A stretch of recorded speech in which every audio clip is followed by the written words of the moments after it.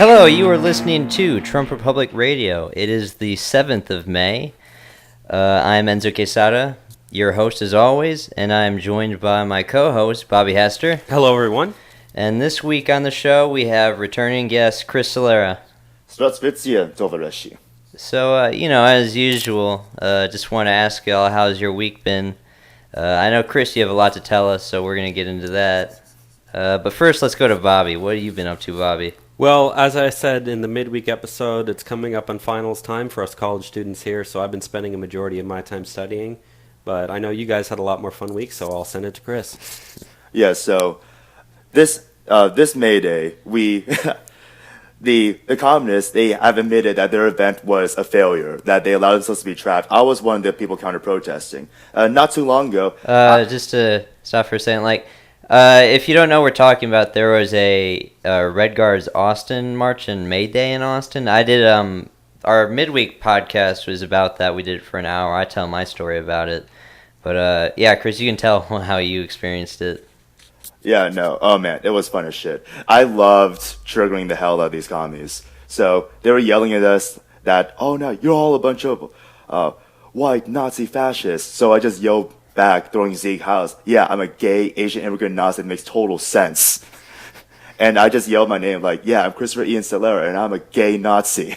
And I actually am surprised it took them this long to dox me, so to speak. But this is a low effort dox. So I wake up, there's a few communist pages reporting on me. If you don't know what doxing means, it's when all your information is collected and given to the public. Name, phone number, email address, home address, that sort of stuff. Yeah.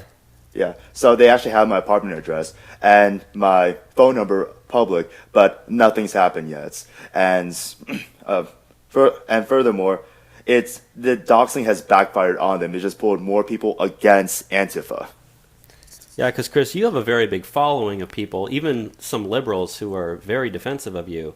And so the fact that they did that to you, they're getting a lot of backlash right now, as you said.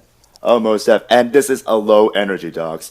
They were, Austin Antifa, their page, responded to me. They said, yeah, we're going to find you your retail job. I worked at retail 2 years ago. Should have told them to get a time machine or something. But no, it was all sorts of gay. But it was really great when Occupy Democrats, there was a little clip of me just throwing a Zeke Heil in my LGBT for Trump, rainbow flag, all this gay stuff. And I just yell at them, Zeke Heil MFers, directly smiling at the camera. Yeah, there's some good Occupy Democrat videos of the event. See, the funny thing is, everyone was there doing it just kind of ironically just to troll everyone there, but they thought everyone was serious. Kris, so that's what made it even funnier. Kris, why don't you go in kind of chronological of your experience of the story? Because I told my story in the last episode. We got some time to tell it. Why don't you begin from when we got to Austin? Yeah, we got to Austin, organized with the traditional conservative base, the open carry advocates, and concerned citizens. Just people that want to fight communists. Oh, most definitely. And, that's where we got based Bravehearts, as he's being known as. And yeah, there's a guy at the thing that he came in a kilt, and he had William Wallace face paint, and he had a Pinochet thing on his chest, and he brought a long sword. Oh, yes. And we had a few communist scouts pretend that they're with us, but they stayed far away from the group. So eventually, it was time to march, and we were yelling, say, Antifa, where are you? And just talking to random people in Austin. Hey, have you seen a communist? We're trying to find these communists. We're trying to fight them. We're trying to find the bad people. Yeah, we're trying to find the bad people. And we split up to corner the communists at 4th and Guadalupe, which is a construction zone. So, and the communists even said this in an article that they were trapped in the construction zone and couldn't move for over an hour. It was more like 2.5 hours.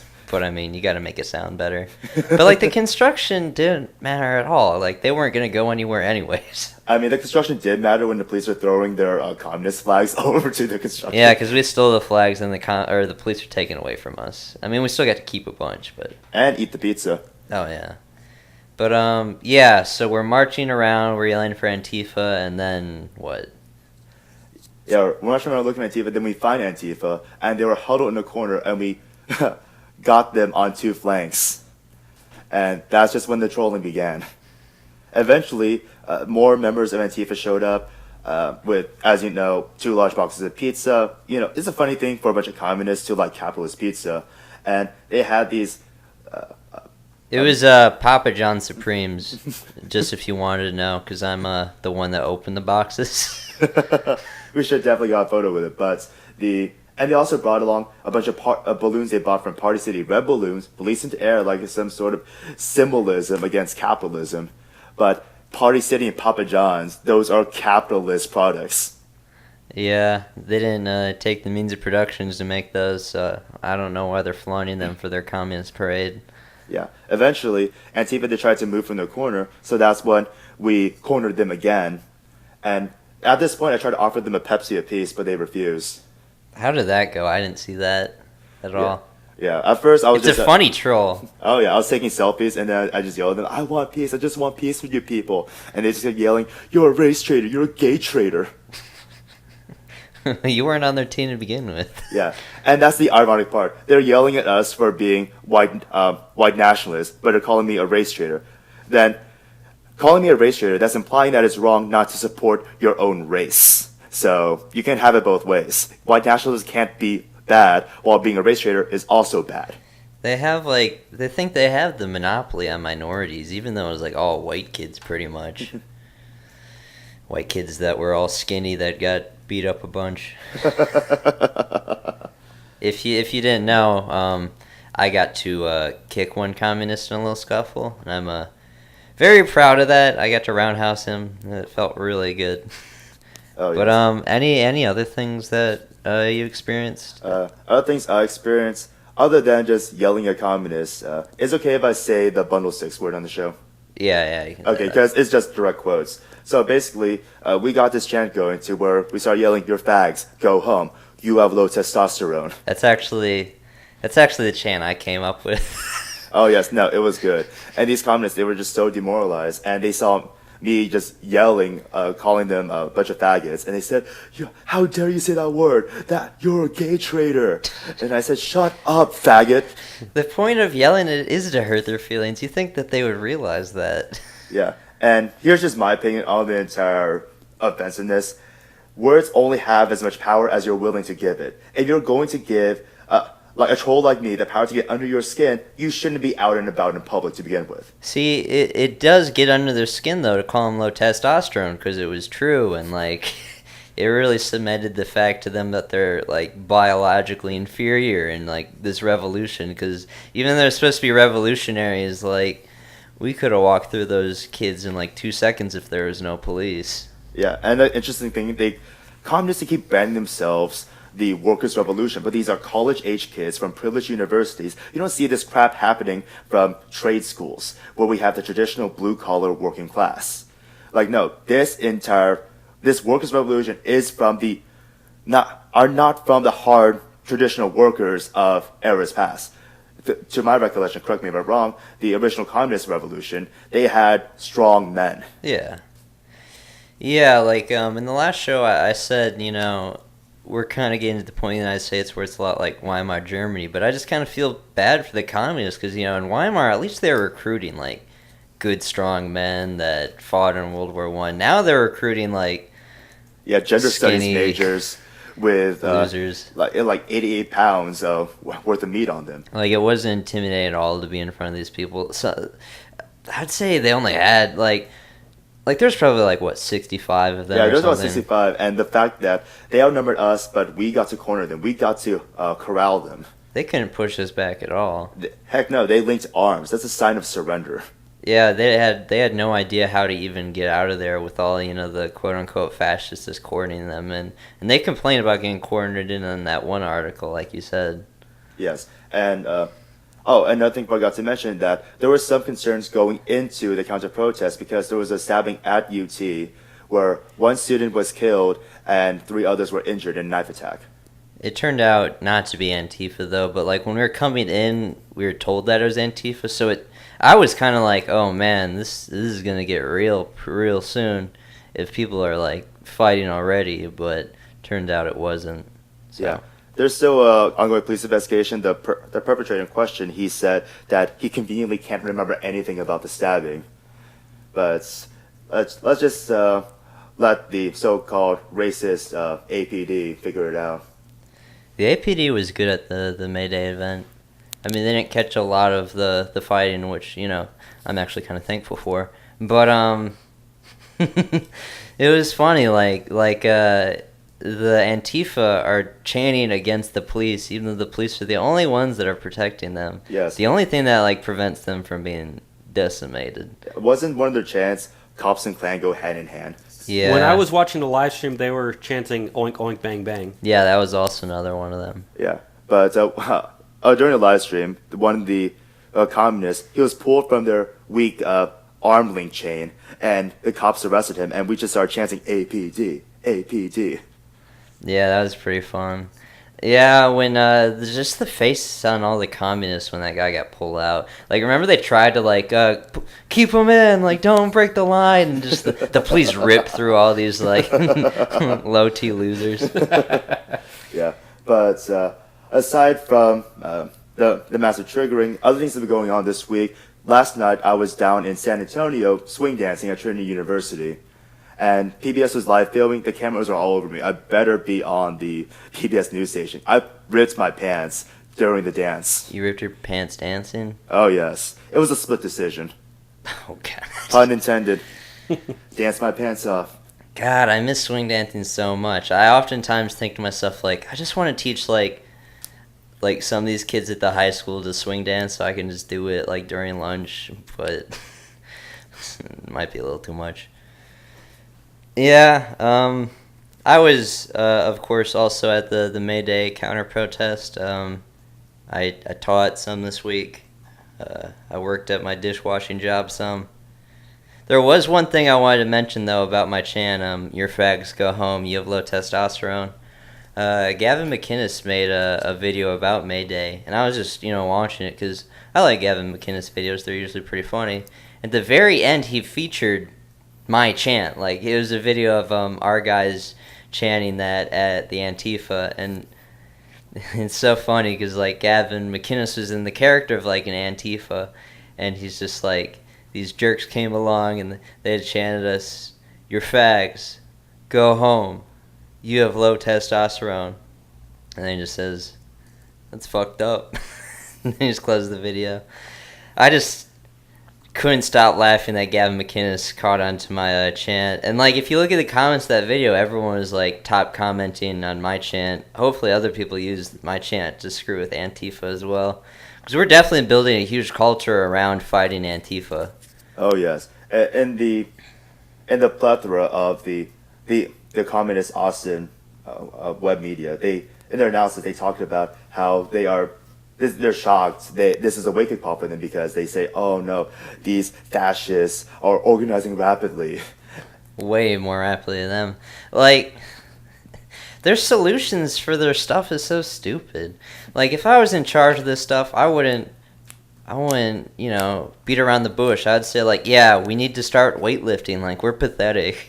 We need to start bringing our best because they're not sending their best. Oh yeah, and they also complained about the infighting that came after the failure of the May Day protest. The radicals, they were blaming because there's multiple May Day events going on. There was a sit-in at the Capitol by the more mainstream leftists, and they didn't join in Antifa when they were cornered.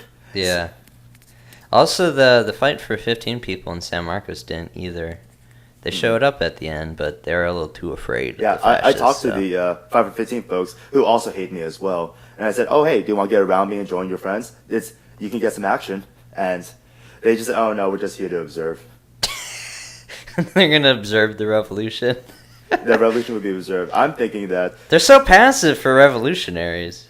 I mean, then again, you're talking about these kids who say the workers' revolution is going to begin at Wendy's. Yeah. Yeah, all great revolutions start at Wendy's. That 4 for 4 deal, get it while you can. Our friend Josh says the 4 for 4 deal rips off Wendy's. They don't make any money off that, actually. He says it's the worst thing that they order. Side tangent, that's unimportant, but... Yeah. Do you want to get into the down and dirty with the news? Yeah. Let's get into the news. So yeah, let's get into this national news stuff. Probably the biggest thing that happened this week. I don't think it was really that big of a week news-wise so much, but the biggest thing definitely has to be this healthcare bill. Now, what day of the week did the House pass this? It was like Wednesday or Thursday. Yeah. I think it was Thursday, though. I believe it was Thursday. But it, like, narrowly passed out of the House, and... It passed by 4 votes. 4 votes. And, like, Trump had kind of, like, a press conference with all the Republicans, you know, like, proclaiming, like, yeah, we got this through the House. We're making healthcare reform. Now it's going to the Senate, but it doesn't look very promising in the Senate at all, which, I'm glad about, because this bill is still bad. It's about the same as we had with the American Health Care Act, which we talked about, like, 2 months ago at this point now. Do y'all have some things to say about this? I was going to say, isn't this one still called the American Health Care Act? Yes, this is still under the AHCA. But something I do want to add is the social media gaslighting, where they said, oh no, this bill is going to classify rape and sexual assault as pre-existing conditions. Therefore, there will be no... this is the insanity to the left. You're going to see a lot more of this as we continue this year. But when you get this article is actually from the Washington Post. When, like, the Washington Post is as liberal as they come. They are opposed to Trump, but in their analysis, they said, no, the rape and sexual assault are not classified as pre-existing conditions in this bill, contrary to what Occupy Democrats would have you believe. Yeah. I don't really understand how this bill is so different from the last one they tried sending through. Like, it still has that same thing where they get rid of the individual mandate, but they're going to just kind of privatize it, where you're going to have a 30% surcharge if you go out of health insurance for like 2 months. So then when you get back, like the next year, you're going to have a 30% charge. So, like, you're still being punished for not buying health insurance. It's stupid. Yeah, the entire appeal to Trump's campaign, one of the major appeals, is to repeal Obamacare. This repeal and replace is not going over well with the base. It's not really a repeal. It's just, it keeps on getting called Obamacare Light. But, if this goes through, it's going to get called Trump Care, and this is going to really be bad for the Trump administration if his name's on this. Yeah, I was going to say, I think people were saying that something like 85% of Obamacare is still intact because of this act. It only deals with like 15% of it, so... And, like, Obamacare is going to, the dumpster at the moment. I know, like, Iowa just lost another Obamacare healthcare provider. A lot of these states are down to one. In some cases, they don't have a provider.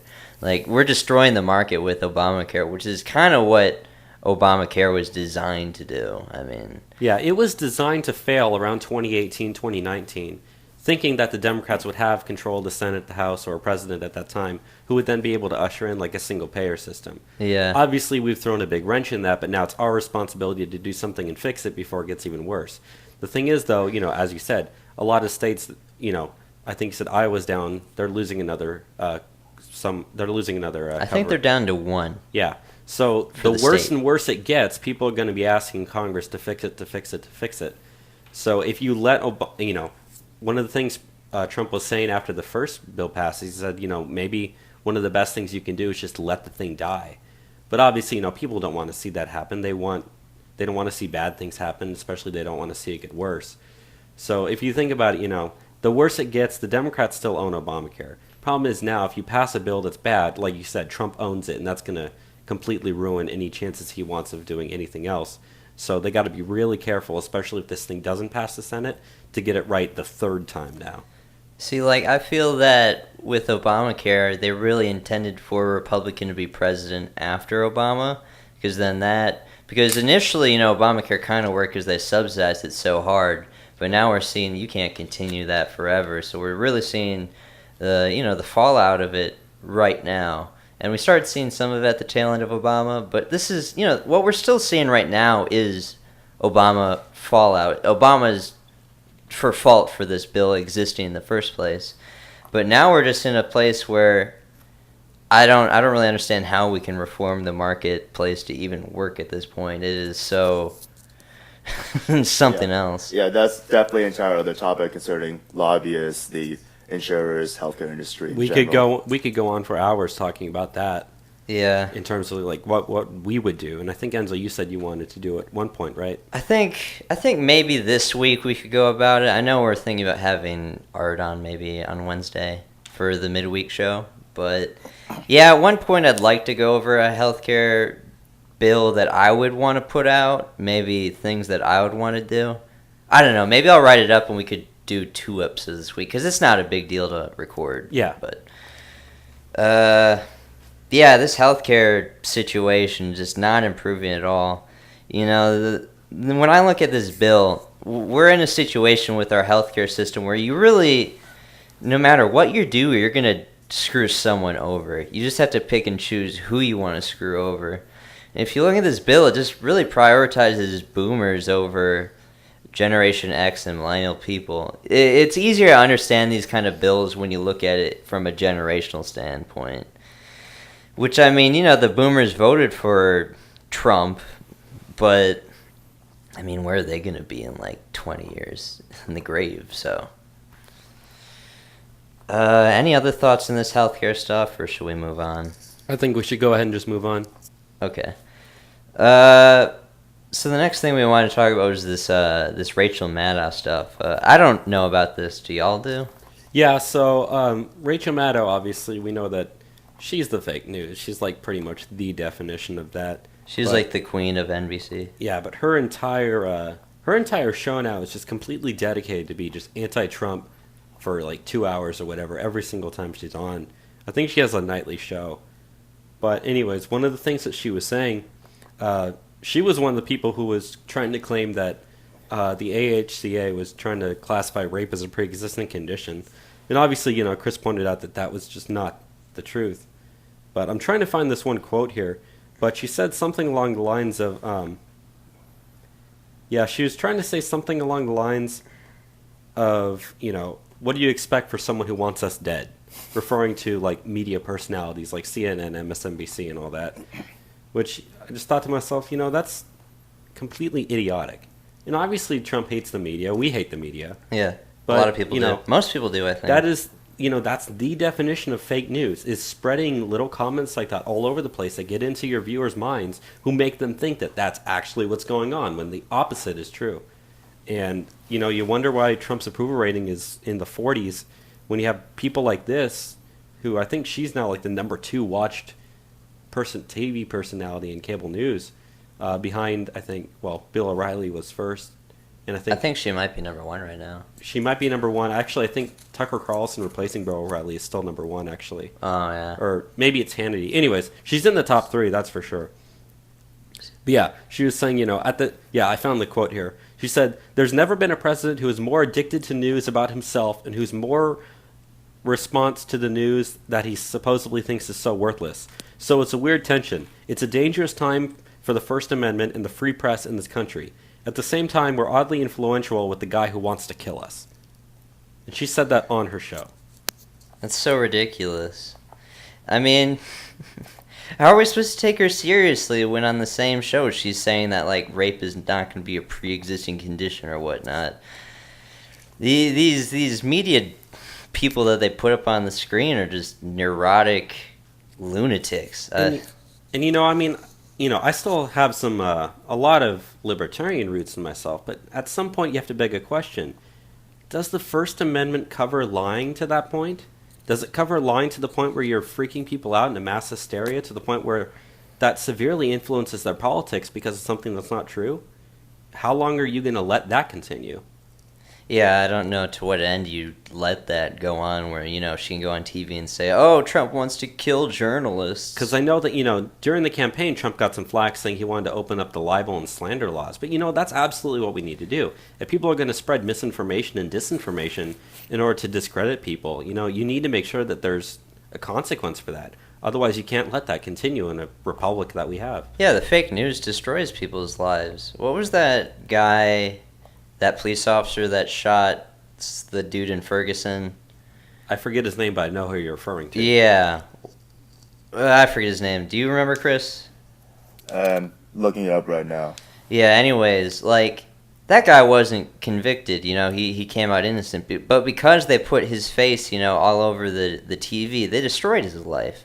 It didn't matter, people, they're going to rule down on that guy anyways because they just want to believe that their narrative's correct. So, it's ridiculous. Darren Wilson. Yeah, Darren Wilson. That's him. That was the guy. Yeah, that's the case I always point to when I want to talk about libel laws, which, I think Trump should open them up, but I don't think that will probably happen. It's not something he'd be able to do by himself. It would be very hard to do. It'd have to be something go through Congress, and we all know how long that would take, and by then his term would be up. Yeah. Let's get into this thing about the churches, though. I know, Chris, you have something to say about this? Yeah, this executive order basically overturns the Johnson Amendment. The Johnson Amendment was put in place. What executive order is this? I'm trying to... Trump signed an executive order that it helped with religious freedom. Yeah. For, I think pastors and whatnot at the pulpit. So they can talk about political things and not lose their tax exemption. That's correct. Yeah. The thing is, this is actually not going to change much. Only a handful of churches have actually lost their tax exemption status underneath the Johnson Amendment since its implementation back during Johnson's era. And if I recall correctly, the last case that I remember where a church actually lost tax exemption status for political activity, it was back in 1992 when there was this church out in the Midwest that actually ran advertisements against Bill Clinton. But other than that, there's these other cases that are more recent where churches did lose tax exemption status, but had nothing to do with the Johnson Amendment. It had to do with the fact that they were trying to pass off their bookstore and their gymnasium as religious activities, but that didn't fly with the IRS. However, the IRS, every year they get these pastors who taught them on the Religious Freedom Pulpit Day, to where pastors will openly talk and record themselves and send those tapes to the IRS, daring them for lawsuits. But the IRS isn't taking the bait. They know that there's not enough political capital to go against the pastors and the evangelicals. So not much is going to change. And those who fear that pastors are going to, everything is going to be politicized in the pulpit, the majority, this is done in any Pew Research study, to where the majority of the congregation and the clergymen themselves don't feel like that politics belongs in the pulpit to begin with. So this is just a minority of these evangelical pastors who will openly talk about this stuff anyway. Yeah. See, I've been seeing a lot of people, on the Trump side saying that this is some huge victory that Trump did. And I know Trump talked about this during the campaign, so I guess in that sense, he's fulfilling a promise. I just don't really see why this is necessary and important at all. I haven't been to church in a while because I'm always here doing this show. But when I did go, it just didn't matter. The pastor might say oh, there's crazy stuff in the world going on, and we might talk about politics before church, but I don't really see the point in putting it in a sermon so much. I mean, when you're talking about the Bible, why is it important to talk about Donald Trump or stuff like that? Bobby, do you have any thoughts on this? Well, I mean, my father is a pastor of our church down in San Antonio, so I've kind of grown up with that, going to church every week, and my dad's prepared sermons and whatnot. And he's always tried to avoid politics as much as he possibly can. In fact, I think he's only ever mentioned the names of politicians maybe once or twice in the last decade of him actually preaching. And most of that was just kind of like making a joke to get people to laugh. But, I mean, just coming from my personal experience, he's never had to. And I doubt that this executive order is going to mean he will. So that's just from me. Yeah. But, I mean, I guess if he's doing this, there's going to be churches around the country that are going to take advantage of this and start doing it. I mean, they already have. They've been doing this long before the executive order. Yeah, I was going to say, I mean, most especially evangelical churches are heavily Republican or conservative anyways. So it's not like the congregations are really going to care to a degree. Yeah, the people who preach to the choir are going to continue preaching to the choir. Yeah. Yeah. You might just be, I know my father was, one of the things he was talking about was, he was talking about, this was back in the days when people were really, really afraid of government going after free speech and freedom of religion, talking about how some states wanted to ban churches talking about certain parts of the Bible, especially where it had to do with like gay marriage and whatnot, and especially like some passages in the book of Romans. And he was like, you know what, this is the Bible. I'm going to preach out of it and do what it says.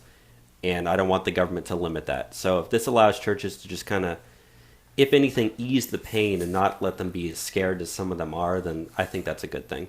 Yeah. Yeah, I'm in general just kind of against politics going into religion. In the same sense, I'm also against putting religion in politics.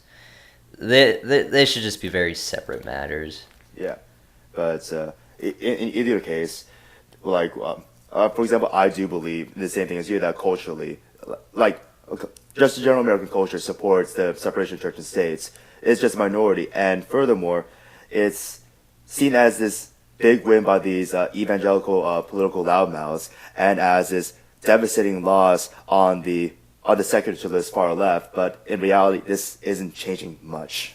Yeah, like if you're on the secularist path, which I mean, I consider myself a secularist. I mean, like, this isn't a big blow to like secularism. This is just stuff that happens in churches. If you're not going to church to begin with, like, why do you care? Yeah.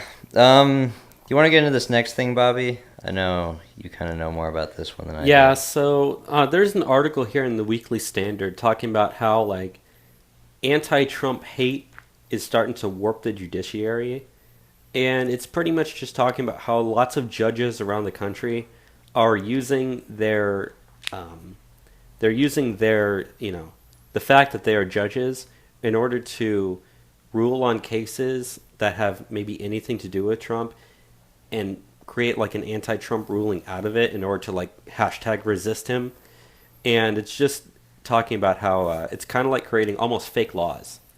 Like, I know we've mentioned like the Ninth Circuit Court of Appeals, but that's just one circuit. And there's a lot of lower courts, especially state courts and district courts throughout the country that do have pretty liberal judges. And whenever there's stuff like free speech or, you know, any cases that they can use to kind of hurt Republicans or hurt conservatives or just be anti-Trump in general, a lot of them are starting to shift more in that direction as time has gone on here. Yeah, it seems to me like nearly every sort of big plan that Trump's about to do, there's some sort of court that's ready to strike it down, to use whatever authority they have to just circumvent the authority of the president. Like even this, the new executive order that we were talking about, there's already an atheist group in Wisconsin that's threatening to sue over it. And like, I'm thinking, how does this even affect you? Like, why does this matter to you? But the point still stands. Yeah. Chris, do you have thoughts on judges kind of creating their own laws? Oh no, activist judges, as well as the Nutty Ninth, has been a problem for a long time. It's not unique to the Trump administration. Yeah. Breaking up the Ninth Court, which we talked about last week, would definitely be a good solution to this, but that doesn't fix the problem at the end of the day. It's so crazy that, like, especially with the travel ban, that a guy can just rule that, no, we got to keep this country open to countries that have problems with terrorism. Like, that's a risk of national security. But some judge gets to say, no, I don't care about that safety. It hurts. It's mean to, ban people, so. I hope this opens that judge up to lawsuit in the unfortunate case should his beloved refugees commit a terrorist attack in the United States during this moratorium on the travel ban. Even though, like, Hawaii doesn't like foreigners coming in at all. That's the ironic part, isn't it? I mean, as long these people, they want them to come in. They just don't want them to live next to them. Ivory Tower progressivism. It's like the Austinites. They're like, yeah, refugees are welcome here, but don't come to Austin. I mean, the judges, like I said, they're just looking for any way that they can be a part of the resistance. And you know who else says she is now part of the resistance? Our good friend Hillary. Hillary Clinton has declared herself part of the resistance. Do you want to go into this some, Bobby? I don't know. I just think it's hilarious because, she suffered such a big defeat, and now she's like, oh, I'm part of the resistance. Yeah. After blaming WikiLeaks, after blaming Russia, after blaming the FBI director, James Comey. And misogyny. Oh, yes, definitely misogyny. She just went into speech, she's trying to be relevant again. This is all part of her coming out of the woods gimmick. And to where she's trying to fund groups that are resistant to Trump, to where is she quoted saying, when they go low, we go high. Yeah. She didn't convalesce gracefully to the new president, who is no reason to run around like a headless chicken. Yeah, and, there's a quote that she made, which has kind of gone famous now. She said, if the election had been on October 27th, I would be your president. And it's like, yeah, well, if the Super Bowl ended after 3 quarters, the Atlanta Falcons would have won. Yeah, it doesn't matter. Yeah, it's these people who want to change they don't like how the results were, so they want to change the rules. Oh, she won the popular votes. But I'm actually going to look into this data myself to see the effect of safe state voting on low voter turnouts versus swing state turnouts. To see, if every race was designed as a popular contest, we would see a much different November election. Yeah, I see Hillary coming back as kind of indicative of a bigger problem, though. Like who is the leadership amongst the Democrats? If she's willing to call herself the resistance, I mean, is she wrong or is she right? I don't really know, because it isn't a unified thing. It's just kind of this mishmash of people protesting stuff when something happens they don't like at this point. Yeah. We get Hillary Clinton coming out of the woodwork. We get Obama having his speeches again.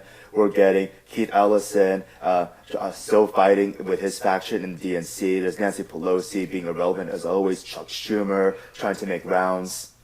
I was going to say, a lot of people think that, she might be using this as a chance to try to run again in 2020. Oh, God. I really personally don't see that happening. Nothing would surprise me.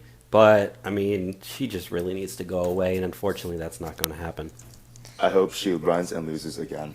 You don't believe she can do this resistance thing into 2020? Oh, no, I think she's gonna be hashtag resisting. Obama's going to be hashtag resisting. They're all going to be hashtag resisting for the next 4 to 8 years, and it's not going to do a single thing for them. Ultimate virtue signaling. If she ran in 2020, she'd be like 74 or something.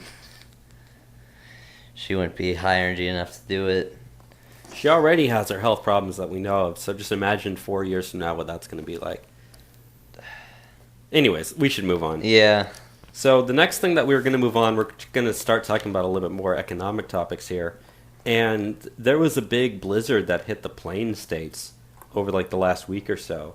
And, it's not rare to see late spring blizzards, especially now that it's like, it's the beginning of May.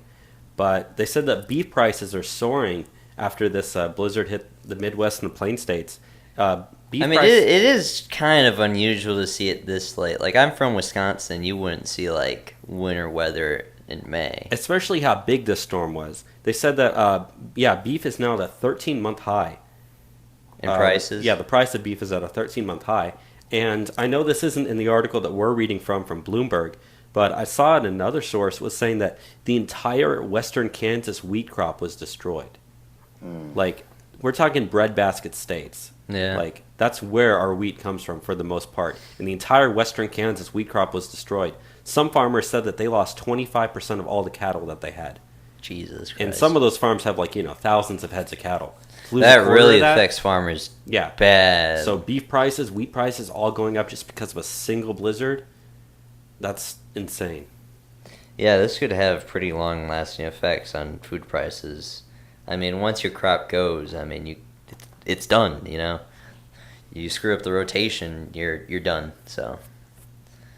But, that's some bad economic news. Some good economic news is the U.S. added 211,000 jobs in April, which was well above the estimate that I think they had, if I can find what the estimate was here. 185,000 jobs. Yeah, 185,000 jobs. We created 211. So, that just shows that, people are continuing to employ. And I know that we've all complained about the unemployment rate and the way that the U.S. calculates it. We know that it's a lot higher than what it currently is. Yeah. But that being said, said, like 4.4 it's right now at at 4.4%, which is the lowest lowest it's been since May 2007. So even though we know that the numbers aren't entirely accurate, it's still a good indicator of the fact that things are being better. And I think that some economists expected it to even rise to 4.6, but instead it's fallen to 4.4. So that just shows you that they said we want jobs to come back to the country, and jobs are coming back. And the unemployment rate's dropped every single month of Trump's presidency so far. Not only that, but the labor force participation rate has actually gone up. Which is really the number you should be following for things like this, because if you don't know, the unemployment rate, if you're out of the workforce for more than 6 months, they stop considering you a statistic. They just consider you out of the workforce. So, if the unemployment rate number is down, it could just mean a lot of people are done looking. But yeah, they said that the labor force participation rate is now at, I think, 62.9%, which is the highest that it's been since February of 2009. And that was like right after the economic downturn started, when people started really losing their jobs. Yeah. So yes, we've recovered and we still have ways to go, but it's good to see that we're starting to tick back into the right direction. Yeah, I'm really excited to see where this number could even be by the end of the year with this kind of momentum that we've had. I don't know how sustainable it is, but it doesn't seem to be ceasing anytime soon. Especially if we get tax reform pulled off, like, these numbers should definitely go up. I wouldn't be surprised to see it, maybe not by the end of this year, but by the end of next year, around 64-65%, which that's, when you think about it, that's millions of jobs, but it's entirely possible. Yeah. Chris, do you have any thoughts on these job numbers? I don't know. They're just looking good. Same thing that y'all said. Yeah. Let's get into this oil price stuff. So, a few weeks ago on the show, we were talking about Shell and Exxon and how different oil companies would react to the oil prices. Well, on Thursday, U.S. crude oil in the market, it dropped 4.8% in one day, down to $45.52 a barrel, which is really low. Yeah, that's the lowest it's been in 5 months. Which, as we were saying, that's good for people because that means that gas prices will start to trick down over time. Although we are entering into the summer season where they add some more additives and whatnot, because more people are driving. They add some more stuff into gasoline, which makes it healthier for the environment, because of the fact that it's hotter, people are driving more, etc. So normally that's why gas prices do tend to go up a little bit during the summer. So if anything, because of the fact that oil is so low, with the prices going up, it might actually kind of stay where it's at right now. So we might not see it go down too much, but I would expect it to go down at least a few more cents for us. I think this is definitely due to this growth in oil since Trump's became president, though. Absolutely. And, as we were saying, I wouldn't be surprised to see it drop even lower than that, especially since he signed an executive order, I think, that allowed for more drilling in the Gulf and stuff like that. Offshore drilling. So this is just the start of it. And obviously, the day-to-day move, it's going to be up, it's going to be down, but you got to look at the stuff over long-term, weeks, months, etc. We're definitely entering a downturn period where just the price of oil barrels are going to get cheaper and cheaper. How much is gas at the moment? I think here in San Marcos, it's right around $2.20. In San Antonio, it's about $2.15, and I'm not sure what it is in Austin. And I know we have some of the cheapest gas in the country. Yeah. So I guess, like I was saying, it's almost like with all the gas taxes and whatnot that they have, there's almost like a bottom, like a floor that you're going to reach where it can't really go beyond a certain point. Yeah. But here in Texas, I think when it first bottomed out, it was like $1.75, $1.70. And that was about like a year and a half ago when it really kind of tanked. So I wouldn't be surprised if it gets down to below $2 here by the end of the year again. I would love to see that because I definitely have to drive a lot for teaching. And like I said, we have some of the cheapest gas in the country here in Texas. So this is really going to affect places like California, whatever, who have gas that's like $3 right now. So there's, if everything drops by 10%, 10% for them is a bigger dollar amount than 10% for us. So just keep that in mind. Let's get into this next thing with this emergency budget that we just recently passed to avoid the government shutdown. Now, weren't they saying earlier in this week that we were going to shut down the government to try to get the wall funded? That was some rumors, but I knew that they didn't have any backbone to I them. wanted Trump to do that because, this would be the best opportunity to do it. It's presidents, they usually don't, when they first come in office, they don't mess with the budget their first year. But, Trump is trying to be this kind of historical, groundbreaking president that doesn't follow the mold. This is the best opportunity to get our wall funded. If he just put his foot down and said, No, we're not doing anything. We're going to have a government shutdown unless you fund this wall.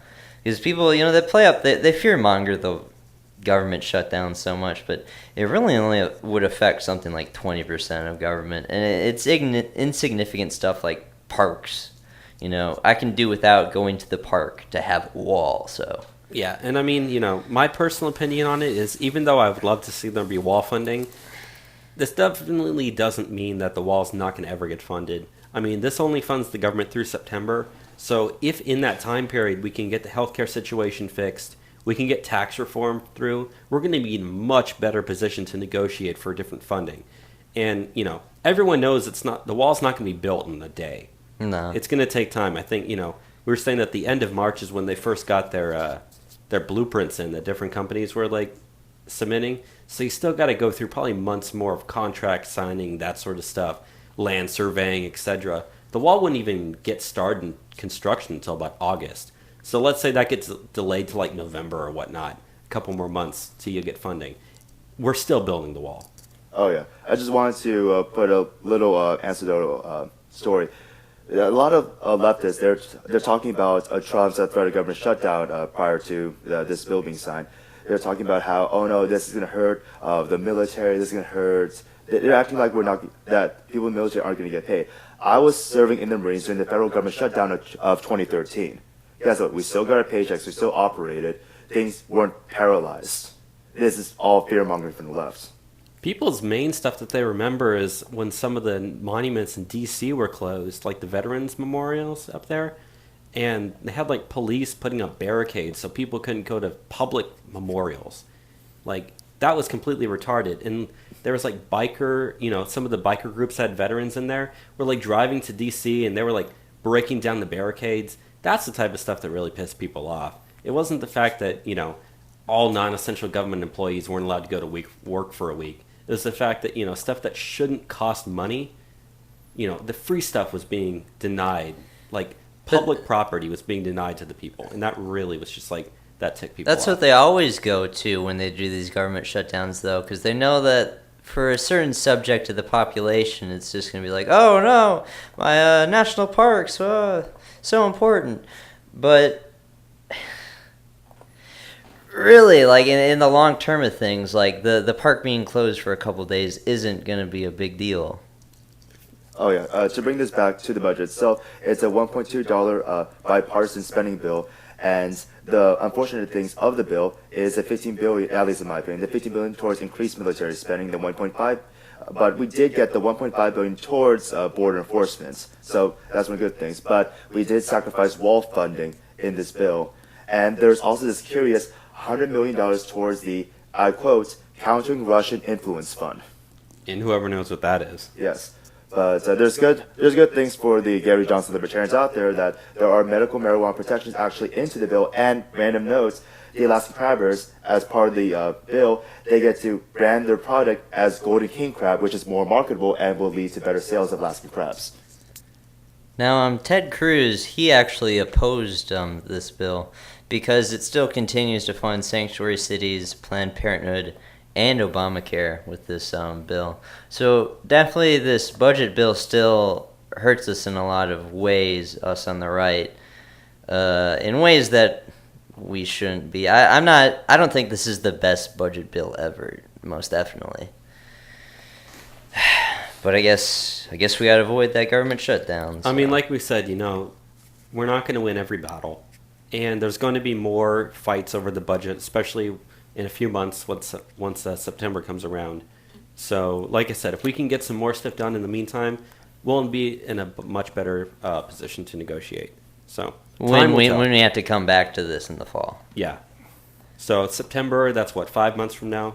So, maybe 4.5 once the talks start. But yeah, let's move on to the next topic. So, do you want to talk about this SpaceX stuff? Yeah, so SpaceX lifted off their new Falcon 9 rocket at the Kennedy Space Center in Florida, and it was hosting a satellite for the National Reconnaissance Office. And a lot of people are just nicknaming the thing as a secret spy satellite for the government, which, I mean, we've got a bunch of spy satellites up there right now, so that really doesn't surprise me that we're launching a new one. I'm not really concerned about this at all. The only thing that's cool is that, we've heard about their rocket boosters that they were able to land back to be able to reuse them. And they had another successful re-landing of the rocket booster. So I guess that's really, to me, that's the bigger news, was the fact that they now have yet another success. And that saves a lot of money, especially when you can reuse the stuff over and over again. It's really interesting seeing the developments of these private space companies compared to our own. It seems like, because we follow space a lot on this show, the private companies are doing way better job at the moment than NASA is. Yeah. So, because we're looking to have private space tourism like next year, and we're going to get to that later in the program as well. Oh, really? Yeah. Yeah. Not so much more to say about that though. Really. Let's get into this next thing though. We have researchers have created the first synthetic retina. Now, this actually happened in the United Kingdom. It was led by a 24-year-old Oxford student. Very interesting to see a very young person do this. But this could revolutionize the implant industry and really help people with eye conditions in a way that we have never done before. So, Kris, do you have some thoughts on this? Oh yeah, I have a good deal of friends in the biomedical sector. Well, when I was a biomed major, but that's not the topic. It's a combination of a lot of things that's really interesting going on right now. When people think of 3D printing, they think of just the inanimate objects. Oh, we're printing entire pieces of furniture, car parts, so on. But they don't understand that 3D printing, we're actually getting bio 3D printers. So stuff like this, in accordance with 3D printing, there's going to be a lot more revolutions in medicine to where such conditions such as blindness could be considered a thing of the past. Which would be insane to imagine a world where we actually cure blindness. Think of all the people that we could help through that. That's something else. It'd be like curing polio. Yeah. And not to mention that we had breakthroughs not too long ago when we had mechanical ocular implants to help people who were born deaf as babies go on to live normal hearing lives. Of course, there's controversy on this in the deaf and blind communities. The social justice warriors among them say, no, we're not people who need to be cured, but there is an objective advantage to having more senses in this world. Oh, absolutely. And, I know that this isn't a video podcast, but if you look at the picture of this thing, it almost looks like it's like a square shape filled with water with little gel bubbles on it. And it says that the water droplets almost act like pixels of a camera that kind of refract light into being able to see it.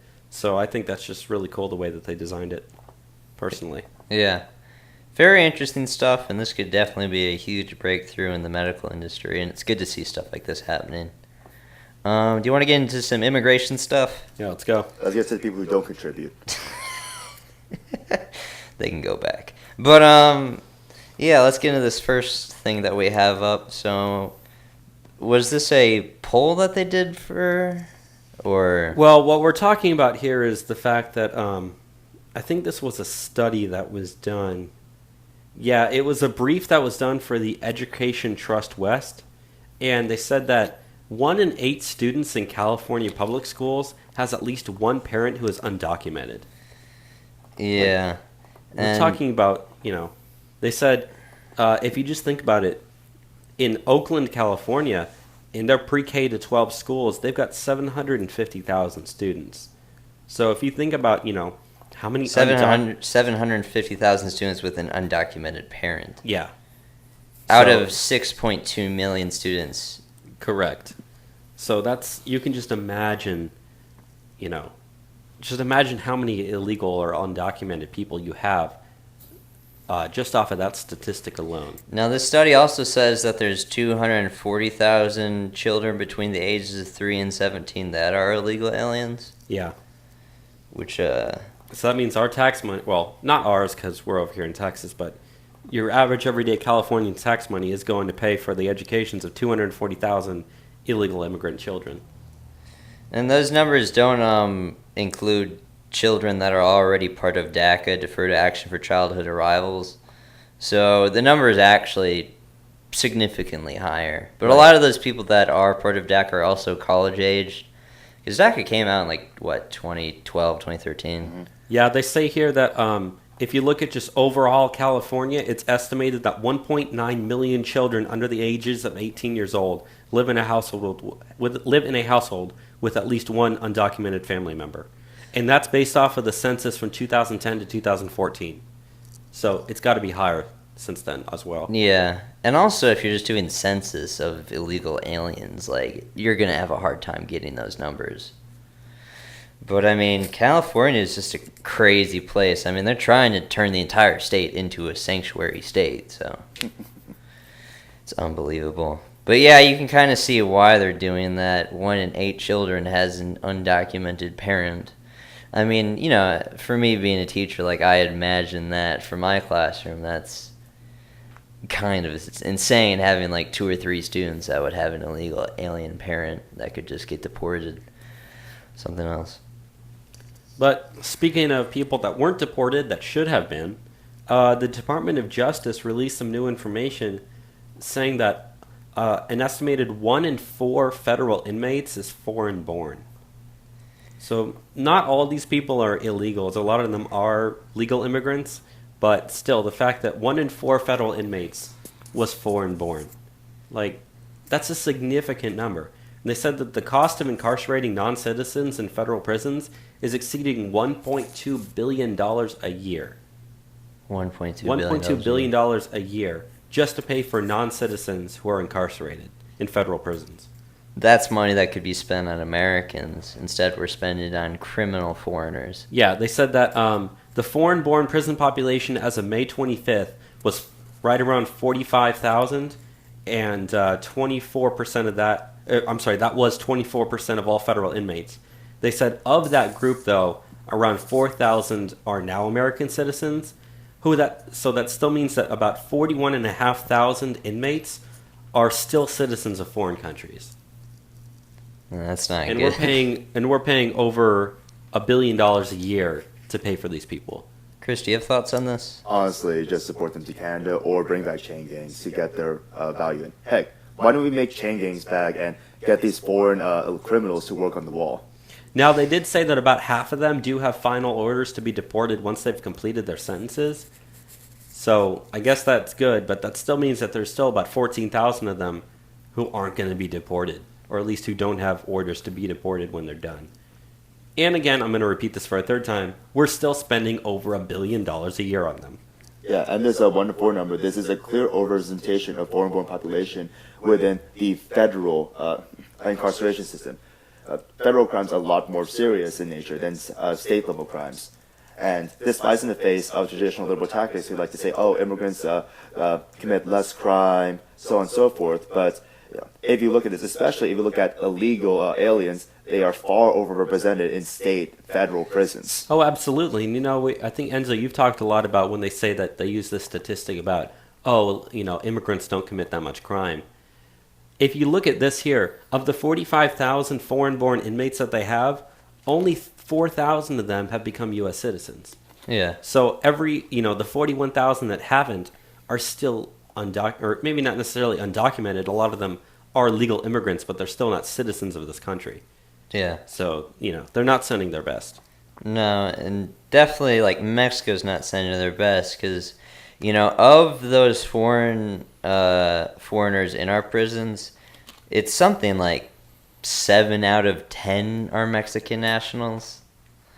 But we're supposed to believe that, no, they are sending their best. They're not sending any crime. We just live in this magical world where they fill up our jails, but they're not committing crime, apparently. It's insane. No, yeah, you mentioned me bringing up how they do the statistics for immigrants not committing that much crime. Now, if you want to do this yourself, what you do is you subtract the population that is legal, because they always, every single time they throw out the statistic, they put legal and illegal aliens in the same thing. And they're not. I don't consider illegal aliens immigrants. This is why I, dehumanize them by calling them illegal aliens. But So you just take that number and you separate it. And then what you can do after that is you actually control per nationality. I've done this for Mexicans before. And it's something like they commit 3 times more crime than the average American citizen, illegal alien Mexicans. So really when people, they try to toss around that stuff, you can deconstruct it on them pretty easily if you take the time to do it. And you can actually expose them the truth of, yeah, they're committing a lot of crime. Who would have thought that people that aren't supposed to be here are doing things that they aren't supposed to do? Let's get into this next thing, though. So, it looks like a lot of our refugees are actually fleeing over the border to Canada. Bobby, do you want to talk this about a bit? Yeah. So, because of the fact that the U.S. border with Canada is semi-open, a lot of foreign refugees are just, they're just leaving the U.S. They're trying to go to Canada. And they said that there was a small town, I think it was called Emerson. Yeah. I'm not sure what state that's in. But they said the town is less than 700 people. And they said they've got people traveling all day that are refugees trying to go into Canada. They said that there's been an estimated 300 foreign refugees across the U.S. border in that one town alone.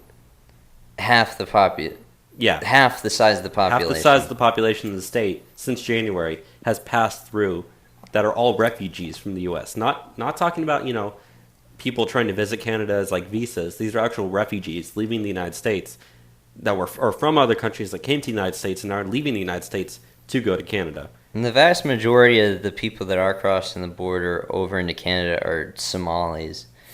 And if you know anything about Somalis, I think I've talked a lot of crap about Somali refugees on this show. Like, look at Somalia to begin with. The average IQ in Somalia is 66. In education, if you have 70 or below, you automatically are special education. So the average Somali is mentally handicapped. And on top of that, they have Wahhabist radical Islam. And then bring that to the United States. Bring these people, send the best of Somalia. Unsurprisingly, they commit a lot of crime. Look at what goes on in Minnesota. Look at what goes on in Ohio. Tons of Somali crime. Unbelievable. So I'm glad that they're going to Canada, which, Trudeau open arms brings them in. So. He can have all the refugees he wants. He said he wants them. We should give them all to him. Which, if you look at how it's going on in Canada, they're spending billions of dollars trying to sustain these people that they don't need to provide for. They could just spend that on their own citizens like a government should. Well, the one thing that's good for them is that if less come to the United States, less will go to Canada, and statistically less have been coming to the United States. In fact, the USA Today is reporting that refugee admissions to the United States have plummeted ever since Trump took office.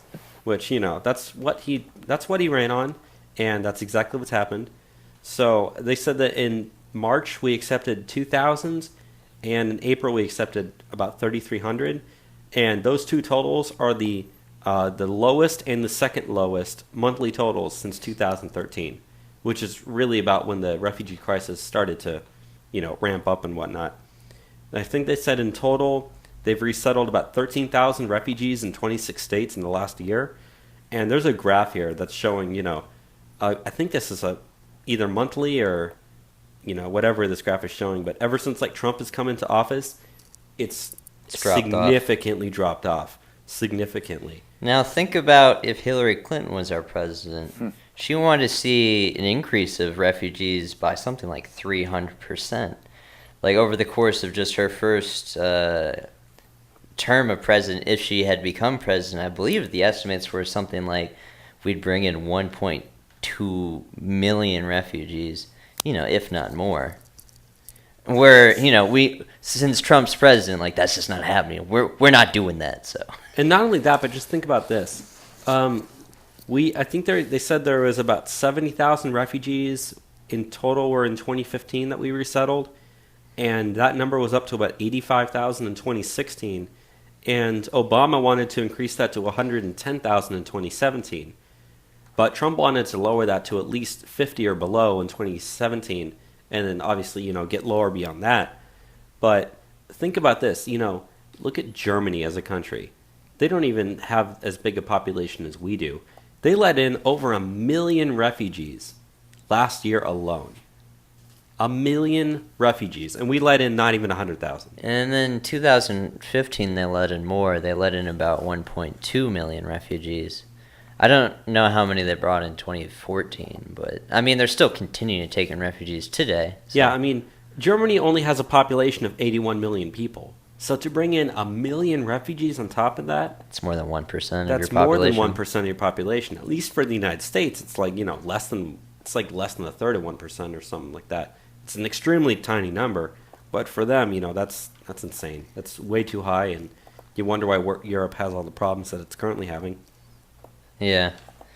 So let's get into this last thing on immigration. It's specific to Texas. Recently, there's been a huge fight over a sanctuary city bill that Governor Greg Abbott's been leading the charge on.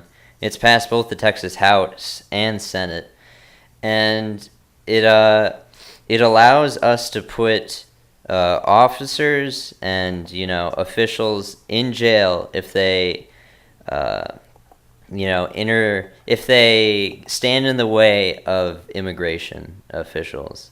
If they do not do their job, they can go in jail now. And now, before, back in the show when they were giving us the declined detainer reports, we'd get tons out of Travis County.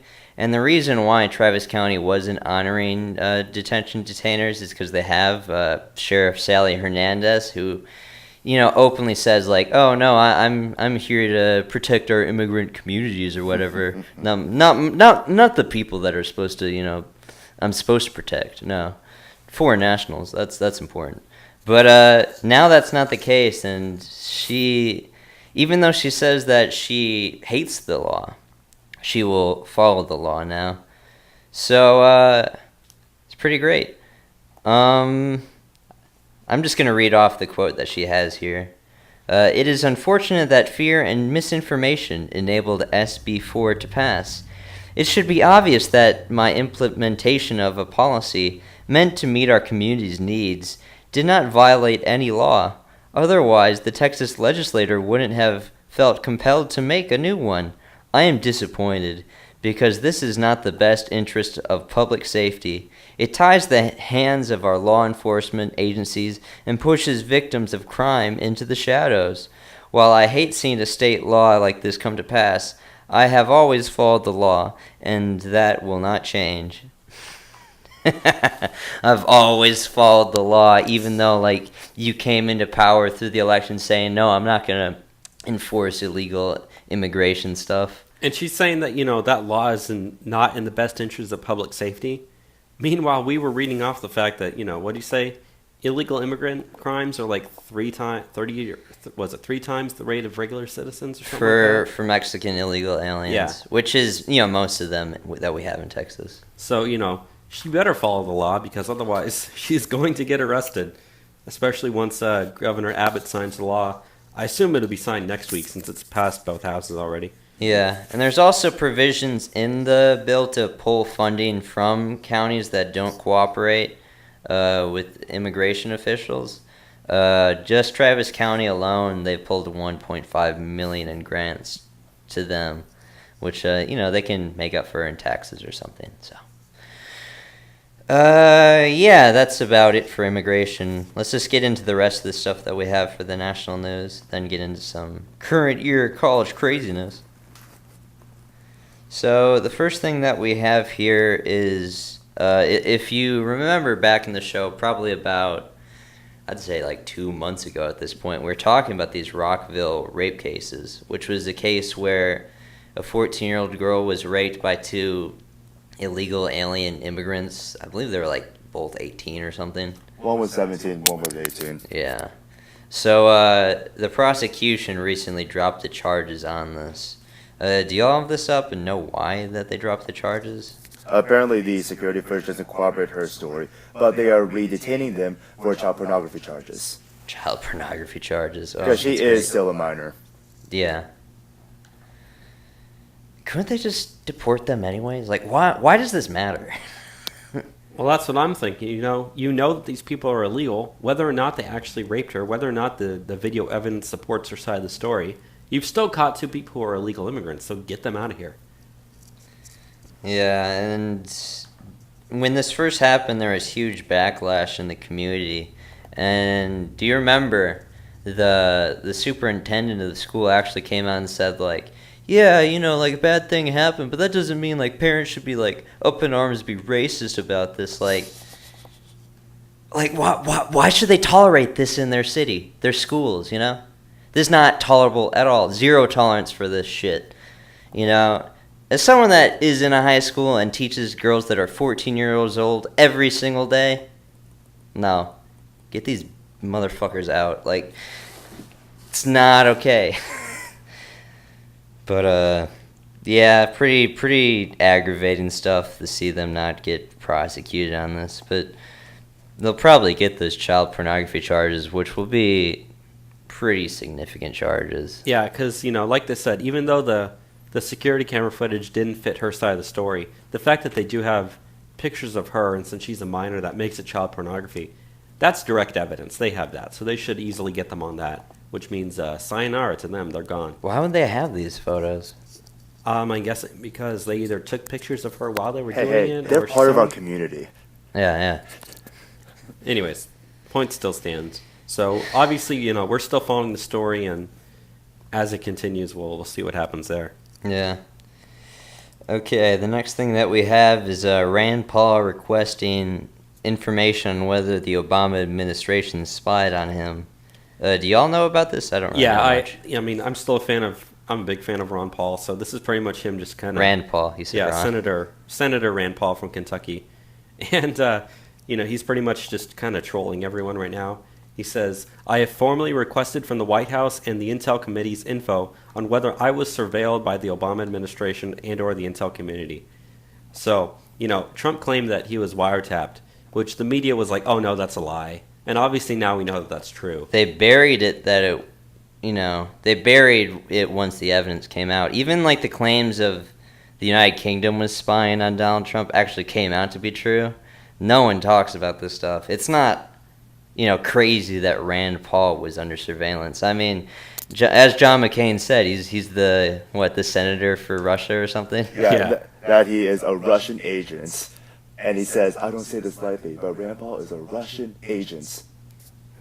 Anyways, one of the big things that he was running on was government, using warrantless wiretaps and spying on its citizens. So it completely makes sense that Rand Paul would do something like that. So, it's probably not going to turn out to anything, but the fact that him requesting it kind of brings more attention to the issue, that's a good thing. Yeah. So, do you want to go into this next thing with the Baltimore mayor?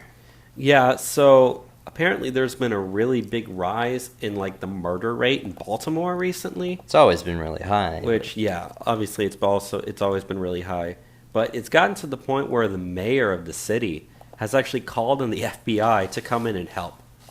Now, do you remember back, I'm not sure if this was before or after the inauguration, but Trump was talking about how the Chicago murder rate was so high that he might send in troops to deal with it. So that just it reminds me of that when I'm reading this, to how the Baltimore mayor, I don't know what her name was, Catherine Pugh, I think that's her name, and she said she wants manpower and technology from the FBI. So if we can bring the troops home and instead use them domestically to deal with rising murder rates, fight gangs in Baltimore, declare gangs terrorist organizations like MS-13, we can significantly start reducing the crime problem in this country, and it won't be too hard to do it. Law and order was the thing that Donald Trump campaigned on. You remember that time period around the Milwaukee riots where Donald Trump was especially pushing that really hard, and he did the speech in Milwaukee and whatnot? Yeah, I remember that. This seems almost in the same sense of what they'd want to do there. Yeah, they said that the rate it says earlier in the year, and it's talking about this year, so I'm just going to assume that it's maybe January through April. I'm just going to make that assumption. But they said that the number of killings this year has shattered a 20-year high record this year alone. 20-year Yeah, high. the last time that there were this many murders in the first part of the year was 20 years ago in Baltimore. So they're going through a big crime and problem right now. I wonder what's causing it. I don't know. Yeah, they said that they've had over 100 murders since the end of April. And that's the first time it's happened since 1998. Well, that's no good. And obviously, there are cities like Chicago has a higher murder rate than Baltimore does. But the increase is a lot higher in Baltimore right now. Yeah. So, let's go into this next thing with this Pittsburgh health crisis. So, it looks like there is serious danger of poisonous water levels, very similar to, what we've seen in Flint, Michigan, happen in Pittsburgh, Pennsylvania. Let's see. According to EPA data, a total of 7 U.S. water systems, which each serve more than 100,000 people, had lead concentration above the federal action level of 15 parts per billion in recent months. It's a public health crisis, warned one city official. A Reuters investigation last year uncovered that nearly 3,000 different communities across the U.S., which lead levels higher than those found in Flint, Michigan, which has been a center of ongoing water contamination crisis since 2014. So it looks like lead poisoning in water has really gotten to be a major problem. And, threatening Pittsburgh, which is a major city, is definitely not good. And, Pittsburgh is, like it says here, Pittsburgh's Troubled Water Authority has nearly $1 billion in debt, has been plagued with allegations of overbilling and water main breaks. Like, Pittsburgh isn't really in a situation to deal with this. Now, do you remember when they did that budget proposal, Trump made allocations to help the water crisis in Flint? I do remember that. Did that go through? I'm not sure, because that was just a proposal. Yeah, I believe it was, it did go through. It was just there was just this tug of war between the left and the right on who actually did it. The left, they argued this was put in place under Obama, but this was executed underneath Trump, the allocation of the $100 million away from the EPA to Flint, Michigan. And I'd also like to point out, it says here in the article that a lot of the reason why they're having this lead problem is because something like 81,000 homes in the Pittsburgh area have lead pipes that their water runs through. And some of them are a lot older homes as well. So obviously that stuff kind of breaks down over time. And the city, and that's in Pittsburgh. And in Michigan even, their legislature voted to send $100 million in federal funds to Flint in order to replace their lead pipes that they have there. So I wouldn't be surprised if Pittsburgh had to do something similar where they just have wide-scale pipe replacement of all these old decaying lead pipes that are causing this problem. Yeah, that must be the main reason why we're having this problem across the country. Poor infrastructure for our water pipes. But yeah, that's a pretty precarious situation that I guess we're going to have to watch. How many people did it say that could be potentially affected? It could affect 250,000 people, which is about 2/3 of the actual city itself. And that's not talking about the surrounding metropolitan area around it. That's just the city. Yeah. Definitely not good. Should we go into this next thing with Jared Kushner now? If you guys want to, let's do it. Yeah. So, Jared Kushner, which is the son-in-law of Donald Trump, the advisor who's been in Trump's ear a bunch lately, which hasn't been great. Turns out Jared Kushner did not disclose a $1 billion loan and investment ties to Goldman Sachs. The $1 billion in loan, or investment ties with both Goldman Sachs and George Soros, and he didn't disclose $1 billion in loans. So, yeah, do you wanna tell me some about this, Bobby? No? Okay. I'll just read some of it from the article that we have here on Breitbart. President Trump's son-in-law and senior advisor Jared Kushner did not disclose his part ownership of a real estate finance startup known as Cadre, according to the Wall Street Journal review of Kushner's securities and other filings. The journal notes that Kushner's Cadre stake means the senior White House official is currently a business partner of Goldman Sachs Group and in billionaires including George Soros and Peter Thiel. The Journal also reports that Kushner did disclose a number of loans totaling at least $1 billion for more than 20 lenders on properties and companies he co-owns, and Kushner has also provided personal guarantees on more than $300 million of the dollars of the debt. An analysis of the debt of these assets found ties to a broad swath of U.S. and foreign banks, private equity firms, real estate companies, and government-owned lenders. Now, I want to kind of put this in perspective a bit. Now, imagine this wasn't Jared Kushner. Imagine this was Donald Trump Jr., and Donald Trump Jr. didn't disclose all these financial ties that would have him liable. The media would be all over him. All over it. But what is different about Jared Kushner? He's always been the one that the media have liked. You know, you go back to when Trump first won. They were, writing terrible articles about every single person Trump wanted to bring into his administration, except Jared Kushner. There's an article I remember from the New York Times that just sung the praises of Jared Kushner, this great moderating force in the Trump administration. Instead, he's turned out to be this giant liability that has his interests everywhere. It's not a good situation to have where this guy that's right in the ear of Donald Trump is this huge liability that could be controlled by so many different people. Who's to say he wouldn't be blackmailed with all these financial ties to do things in the administration? It's ridiculous. And, just the fact that he has ties to George Soros alone makes that, really concerning to me. Yeah, very appropriated term that the social justice warriors use. Very problematic. I was going to say, I think isn't Hungary also suing George Soros for $10 billion right now?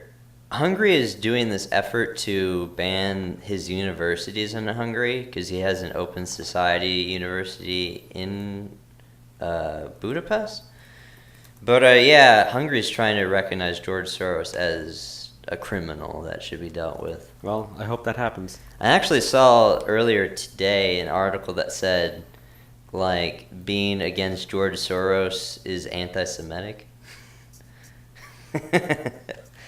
Something else. But, more Jared Kushner bad garbage going on. Not much more to say about it. Let's move on to the next thing. Yeah.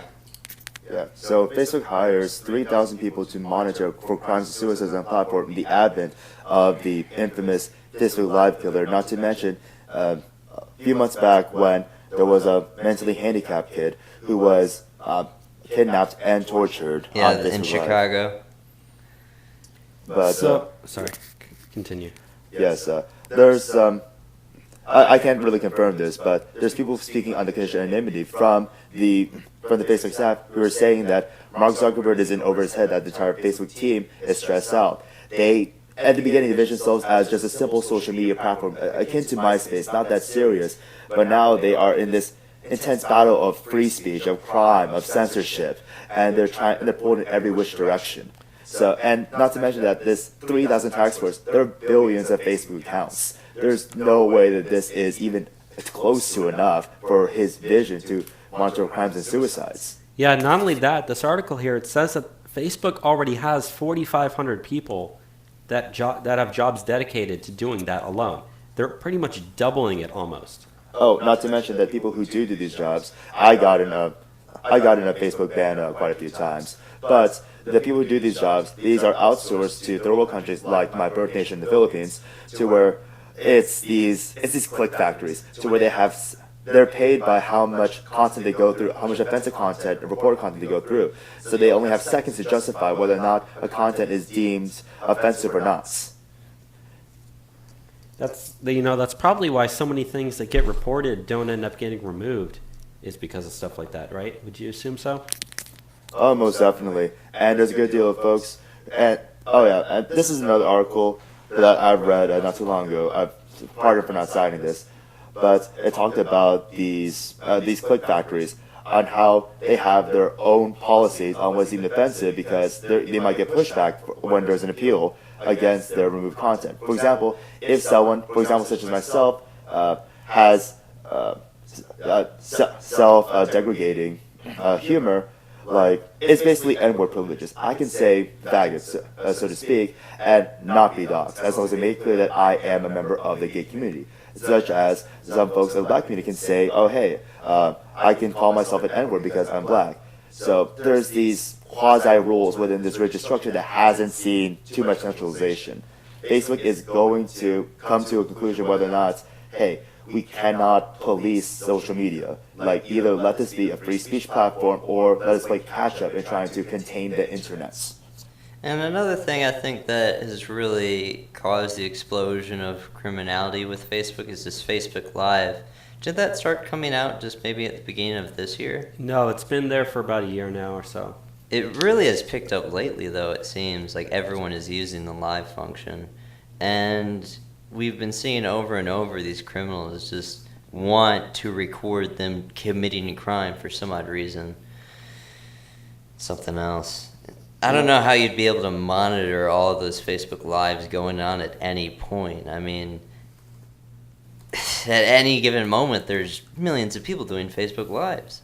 Yeah, and I mean, on top of that, like you said, I think, Chris, you said that some of them believe that Facebook is in over their head, or maybe that was you, Enzo, who mentioned that. That was Chris. Yeah, and on top of that, there's a lot of rumors that Mark Zuckerberg's going to run for president in 2020. Like, he's been doing this tour around Ohio and Michigan, going through factories and eating dinner with regular families. It's this is the type of thing that people do right before they announce they're going to run. So yeah, but honestly, I'm not afraid of him because if he can't even get Facebook in order, how can he get a campaign in order? Yeah, so he's not a very charismatic individual, but could you imagine having to use Facebook when Zuckerberg is running for president in 2020? Can you imagine all just the normies who are like, ooh, he invented Facebook. Yeah, let's get him. That way, Trump isn't president. How is that even indicative of he's got the credibility to run the country? He created Facebook. Someone would have invented Facebook if he didn't. Yeah, MySpace was already on its way out by the time that Facebook started coming along. So, and didn't he steal the idea of Facebook or something? Yeah, that's what the whole lawsuit. If you ever watched the movie The Social Network was about, it was entirely about the lawsuit of him and his friends and how they went from being best friends to how it just completely destroyed them and how Mark Zuckerberg kind of screwed them all over in the process. So, that's the type of guy that he is. This guy, I want to be my president, not Donald Trump. Too mean. Let's go into this next thing we got. Is it the Bernie Sanders thing? Yeah. Yeah. I'll read some of this. So, it looks like the FBI is investigating Bernie Sanders' wife. Not his wife's son, his wife. So, this is from 7 Days, which is a news organization out of Vermont. And it says, the investigation appears to stem from a January 2016 complaint filed by Vermont Republican Party Vice Chair Brady Townsend on behalf of Catholic parishioner Wendy... Parishioner. I've never seen that word. Wendy Wilton, a conservative activist and Rutland City treasurer.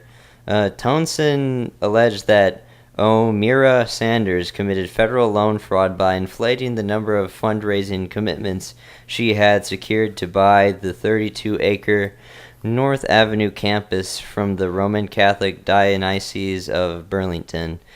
When those donations failed to materialize, the college defaulted on its loans, costing the church, which financed a portion of the sales, between $1.6 to $2 million. Neither the FBI nor the U.S. Attorney for the District of Vermont would comment on the matter. But according to Carol Moore, who served as the college's final president until it closed last May, an FBI agent who contacted her 3 or 4 weeks ago called it an ongoing investigation. Moore said the focus on the Fed's questions were clear. Was there any collusion between Jane Sanders and the bank? Moore said, quoting the FBI, did she falsify records in order to get the loans from the bank? So, newsflash, Bernie Sanders isn't president, and another newsflash, maybe his wife is going to jail now. Well, as someone who has vehemently been against Bernie Sanders this entire time, I hope it happens. I really do. His wife bankrupted the college that she was the president at. And his wife was the one that has all the financial assets. She's the reason why Bernie Sanders lives it rich. Well, other than all those college kids giving them their monies. I'd like to see his net worth before he ran for president to what it is now. I remember prior he only had he had no assets declared on his, because it was all in his wife's name. That's why.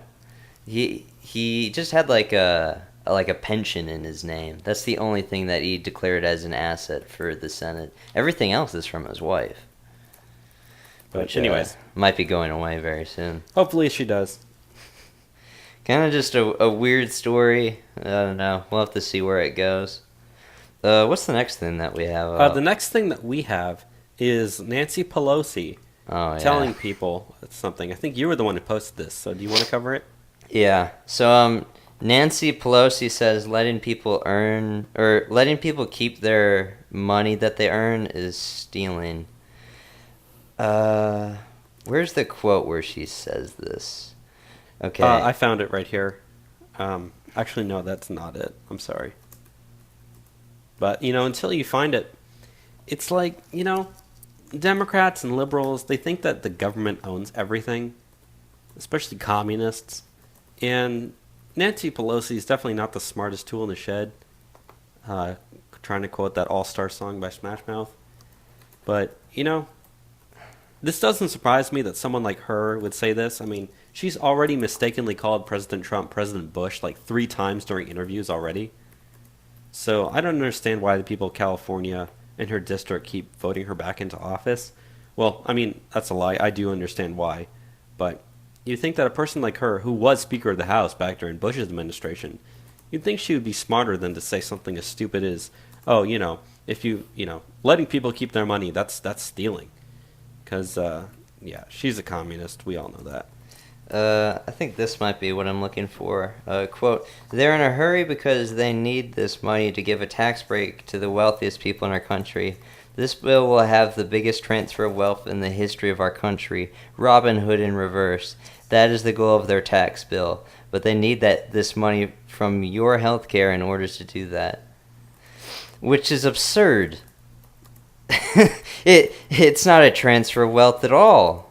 It just means the government won't be taking as much money from the rich people. Yeah, it's the people's money, if you want to use communist terms. The people get to keep the people's money. And that's how it is. I don't understand where she gets off on saying this is Robin Hood in reverse.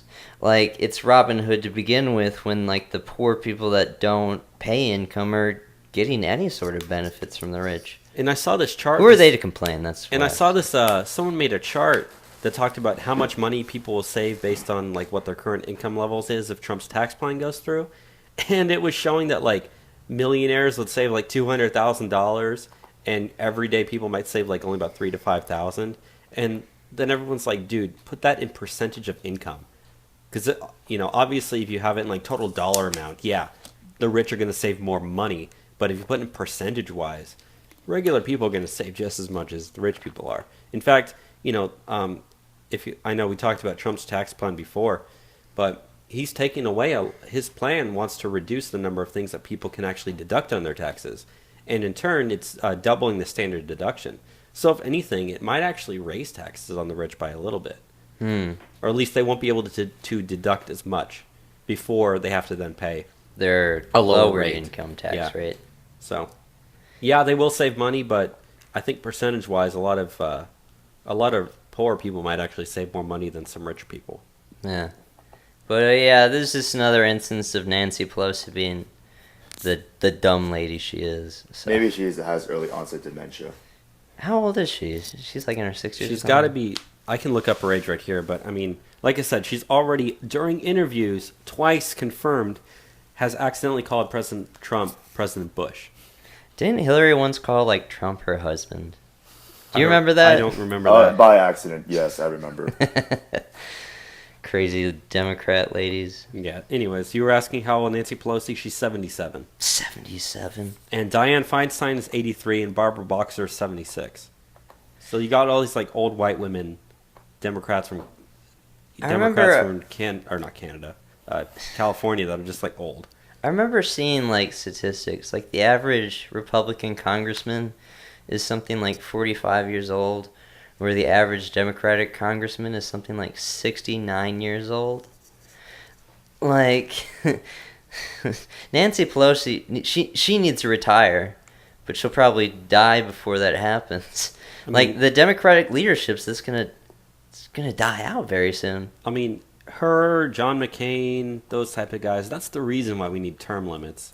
Or at least that's why a lot of people want there to be term limits, whether or not you actually think that those are good or a bad thing. But in her case, yeah, she definitely does not need to be there anymore. Yeah, but in a sense, it's good that she's the one in there for us, I guess, if she's being a crazy, dumb lunatic. Yeah, for once it's not our side saying something stupid.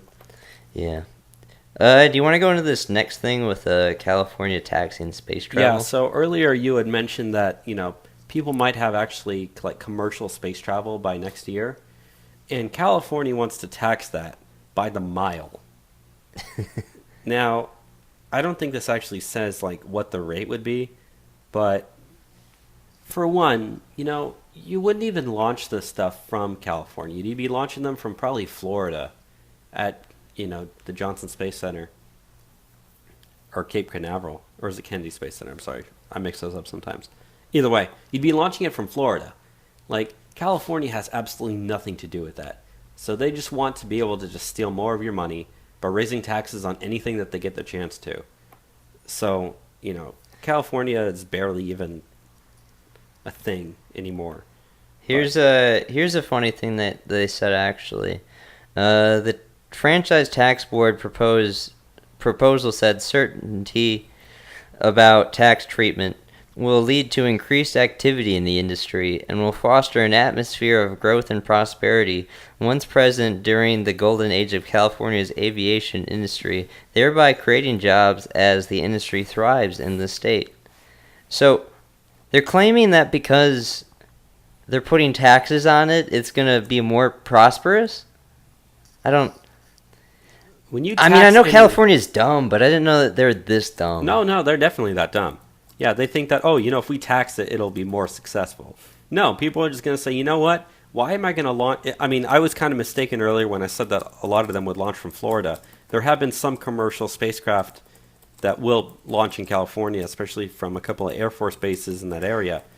But, if you had the choice between launching in, like, California or launching in Nevada or Arizona where there aren't taxes, you're going to choose the other state. Like, all that's going to do is just drive more people away from California. My thing is just like, you're taxing these spaceships that aren't even traveling in California. Like, they're going to space. You're taxing them to go to space by the mile. Like, it doesn't even like cost you anything to just let them go to space. But you come out and say that we need to regulate this somehow and put a tax on it. It doesn't make sense. But they're just tax crazy out there. Yeah, they think that, they said that what they're wanting to do is tax companies that are like based in California that are doing business in the other states by like being involved with the space travel.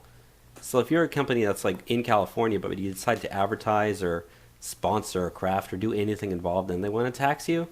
But that's like, for one, why isn't the company registered in California? It makes no sense to me. But two, like I said, it's going to drive people away from California. And hopefully Texas will be able to get on board of that, and maybe that'll help us instead. Yeah. So let's go into this next thing I have. College enrollment is surging.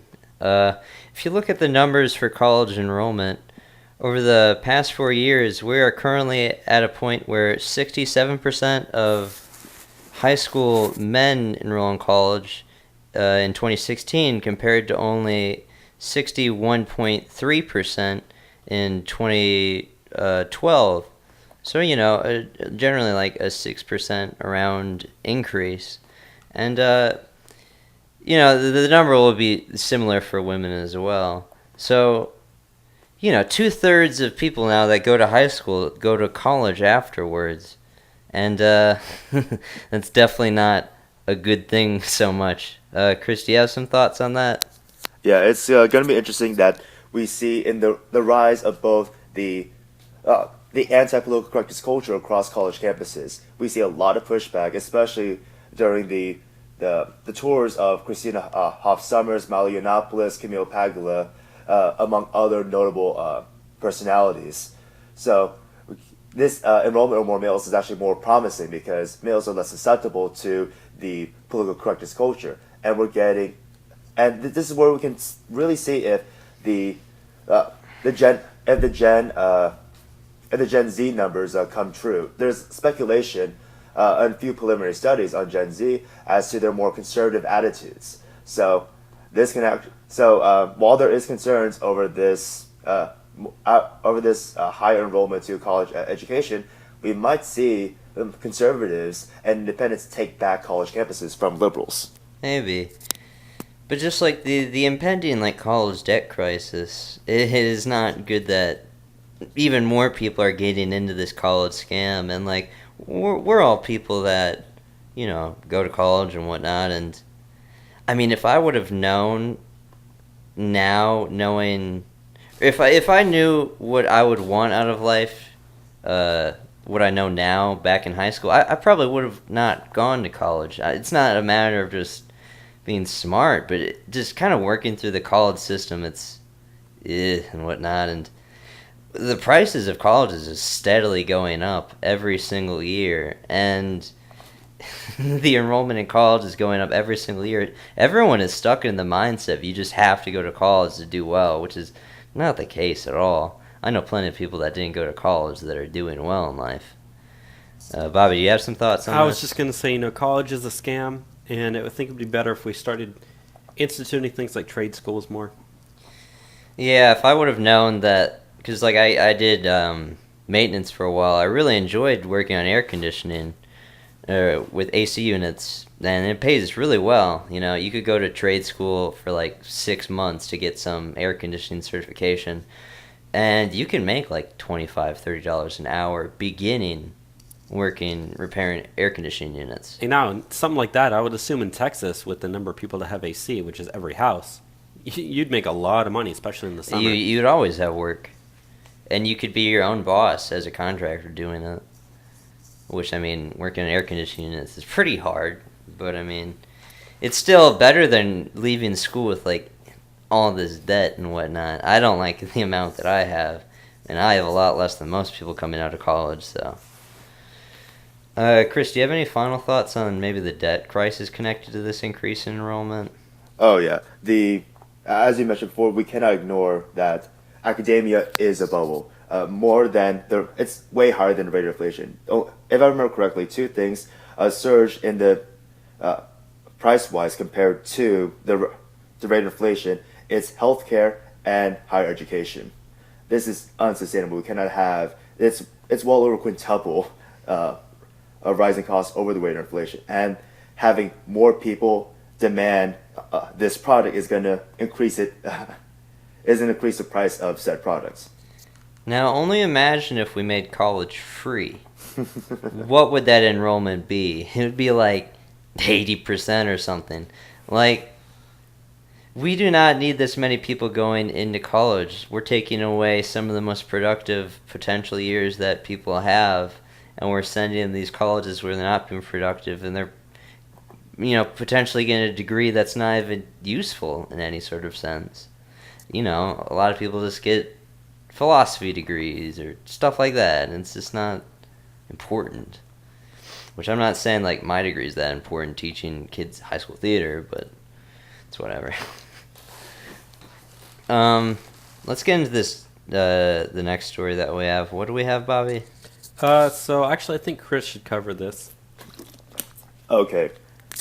So, as we know, I Zeke Howard earlier on purpose this month, but this gay activist out in I think Indianapolis? It's from the Indy Star, so I think it was Indianapolis, or at least the area. Yeah, but so basically, there's this gay activist who's vandalized a church that performs same-sex ceremonies by graffitiing Heil Trump, and plot twist, this was another hate crime hoax, and his rationale is saying, I was so scared of the rise of hatred in this country that I just wanted people to be scared with me. He wanted this to spur activism based on a lie, and decided to attack his own community, the people who tolerated him. It seems like every single time something like this happens, it's always a hoax as a hate crime. To the point where, now every time I hear something actually happens, I automatically assume that it's a hoax. And more times than often, I'm right. Because I don't even think I've seen a single one of these that ended up being true. Yeah. This perpetrator, George Nathaniel Stang, 26 of Bloomington, he vandalized a church. Unfortunately, he's gay. I mean, I hate gays who make us look like idiots. Just to point that out. Can I say the F word again? Yeah, sure. He's a complete faggot for this. He needs to go ahead and die of AIDS. Just for this hate crime hoax. It's not just the fact that he wanted to perpetrate this lie, is that he attacks people who help us. Did you see what job he had at the church? What did he have? He was the organist. God. The article closes by saying he assumes he will no longer be the organist there. Yeah, it's safe to assume. We need to deport him too. I don't care. Why? Hail Trump. That's what he wrote. Did he put a swastika as well? The picture doesn't show it. I don't think he did. I don't believe he put it on a swastika. I mean, it said that he put a gay slur though. Gay slur. So he might have said. He might have just said faggot. Yeah. But he did say "Hail Trump." Because who's even going around and saying "Hail Trump"? That's not a thing. That's something you'd see in our next segment, though. Yeah, enough of the gays. Let's get back to college. Okay. Here we go. The racist, sexist, homophobic, xenophobic. You're fucking a white male!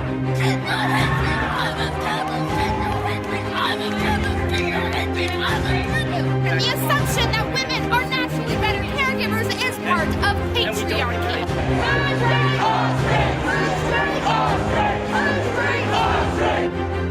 Die, cis, scum.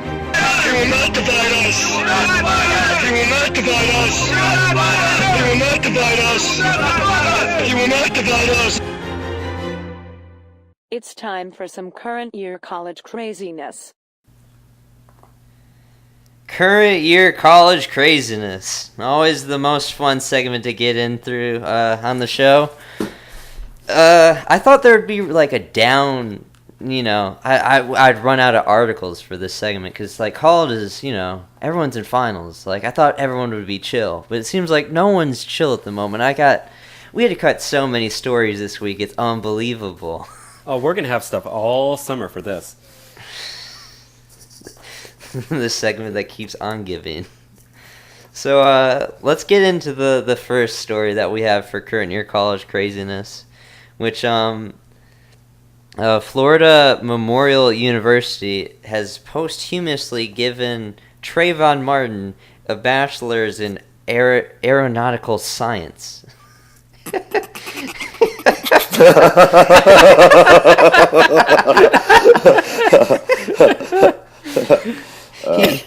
He gonna be an astronaut. He was a good boy. He didn't do anything wrong. He did nothing wrong. He didn't do nothing. Ultimate virtue signaling. What the hell is a dead, pardon my frankness, what the hell is a dead guy gonna do with a degree? Honestly. I mean, I can understand where they're coming from, but that's still just completely stupid. People work their entire, people go to school for years in order to get degrees. And what'd he do? Beat up a guy and tried to steal his gun and got shot dead? That's not deserving of a degree. Well... I mean, that's not the narrative that they approach it with, Bobby. Oh, obviously not. His life was taken from him from the white supremacist George Zimmerman. The Hispanic white supremacist George Zimmerman. The whitest Hispanic. But, yeah, so this university gave Trayvon Martin an aeronautical science bachelor's degree. And, they're doing it during their annual spring commencement on May 13th, so they haven't done this yet. But they have an interesting quote from the president of Florida Memorial. As we approach 50 years in Miami Gardens, this commencement holds a special place in all of our hearts. This academic year is symbolic of the transformative changes that we continue to make to our academic programs that extend to benefit the community, such as our cybersecurity degree program and Cyber Warrior Diversity Center that offers certificates to local residents and professionals. Of special significance is awarding posthumously the Bachelor of Science degree in aviation to Trayvon Martin. Sabrina, our alum, epitomizes strength and dignity as she uplifts other victims of violence while effecting change of a more... Yeah, I don't know what that's about. But, yeah, apparently they have a Cyber Warrior Diversity Center that gives out this degrees to local residents and professionals. And apparently they're just giving one to a kid that died 5 years ago.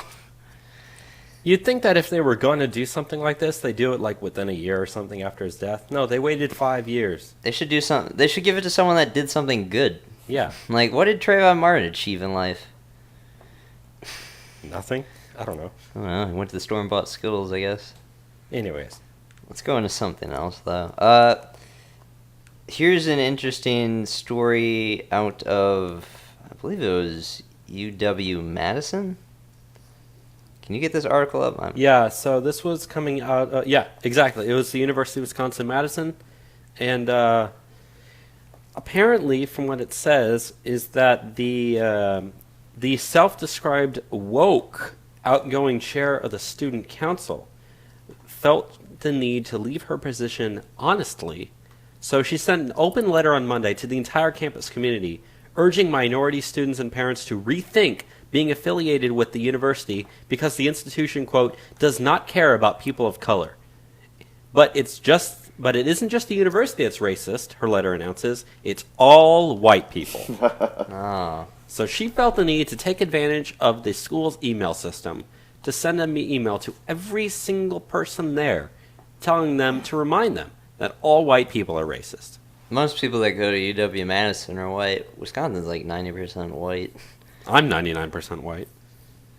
Yeah, just keep rubbing that in our faces. Yeah, I know. Yeah, you got back your 23andMe. You came back 99.9% European. I thought I had some Native American in me. My father had been telling me my entire life. Apparently not. Turns out you don't. Turns out we don't. So yeah, you're one of these racist white people. Apparently so, according to her letter. All white people are racist. It's not her. It's everyone else. Carmen Gossi is her name. Carmen Gossi. Carmen Gossi. What kind of name is Carmen Gossi? It's weird. She begins by condemning the university for failing to acknowledge the significance of having, quote, stolen its land from the Ho-Chunk American Indians, which she says would force the university to acknowledge the resentment and oppression that people of color face every day. Because, yeah, all people of color, quote unquote, air quotes, suffered the exact same thing as the Ho-Chunk American Indians that lived in that area. I remember hearing about the Ho-Chunks growing up in Wisconsin. Like, barely, though. But, yeah. I'm going to read the thing that she wrote a bit. The university is on stolen Ho-Chunk land, yet does little to recognize its historic significance. For the university to truly recognize this sacred land and its inhabitants, it would have to acknowledge the resentment and oppression that people of color face every day. The institution perpetuates and suppresses the voices that are the most vulnerable. As chair, I used to be hopeful. I used to be proud. I am no longer content with the university's action and active silencing of students of color on campus. I ask people of color to reconsider your place at the institution. I ask parents of color to rethink sending your children to this institution. She doesn't like specify what that means at all. Like that's a very big accusation to make. The university silences people of color. Like, in what way? Yeah, and speaking as a colored person myself, it's a delusion of the left to perpetuate this nonsense that white people are responsible for everything in our lives. Granted, let's pretend that the United States is this hugely oppressed society. Guess what? We live in the here and now. I can serve openly in the military. I can get any job that I want. I can't be fired for my race. So where is this oppression she keeps talking about? And Asian communities, we come here with less than nothing, and we own businesses. Yeah. So I guess she also says that it perpetuates by conditioned race. American universities only have themselves to blame. No, yeah, read something else. But oh yeah, let me read some more of this. I think she's just a great writer. This university lacks the capacity, courage, and integrity to protect communities of color. I have held one of the highest student positions on campus, and I was a token for white supremacists. In my first semester, I was ambitious to implement change and new initiatives surrounding diversity and inclusion. However, I found myself lost and defeated. I was operating in a white position as a person of color. Now I see that this university was not designed for the success of minority communities. It was designed for white students to learn about my oppression while not having to participate in dismantling it. I have struggled with the juxtaposition of my identity and representing a campus that does not look like me or remotely relate to my experience. Racism is an institutionalized structure which is embedded in ASM and the university. Racism is a system designed to disadvantage people of color and create inequalities in each pocket of society. All white people are racist, not only by upholding a system of disadvantage, but also being born into a conditioned environment where you are many steps ahead. Being a racist is not an option. It is a condition. However, being an anti-racist is a choice that white people will have to make, which boils down to what they are willing to do to actively participate in deconstructing racism. My last and final words call out an unfortunate reality. This institution does not care about people of color. The institution does not care about people of color. Sincerely, your woke, ratchet, 23rd ASM chair, Carmen Gozi. God, Yeah. the fact they should say woke and ratchet as positive traits. It even has, if you look at the letter, it has like the University of Wisconsin like emblem at the stuff, so it has like the letterhead that they'd use for like official letters, but she ends it with a woke ratchet ASM chair. Wasn't woke supposed to be one of those words that like white people aren't allowed to use anymore? I don't know about that. But yeah, I don't. So it says that she like came into her first semester ambitious to implement change and new initiatives surrounding diversity and inclusion. What does she expect as someone coming to a university of like several thousands of people saying like, I'm gonna be the one that's gonna implement change? Like this is not your focus. Like you go to college to focus on your degree, not to like change how every single person around you in the college has to like approach things. And she doesn't like back up anything she says with any sort of evidence of like, oh, the university keeps people down because it does this. It just says no, they don't support people of color. It is just some sort of white supremacist place. And like she says how like because there isn't representation of people like her on campus, she's not like welcomed or something. It's just stupid. I don't know. Do y'all have any thoughts on this?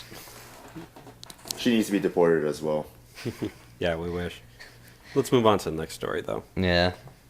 So what's the next story we got? So the next thing is MIT, the Michigan, the Massachusetts Institute of Technology. They have published a book called Communism for Kids. I mean, I could go on a long rant about them trying to indoctrinate our children, but I mean, doesn't this just kind of prove it? And, you know, it's no surprise that they would do something stupid like this. A university is putting out a book called Communism for Kids.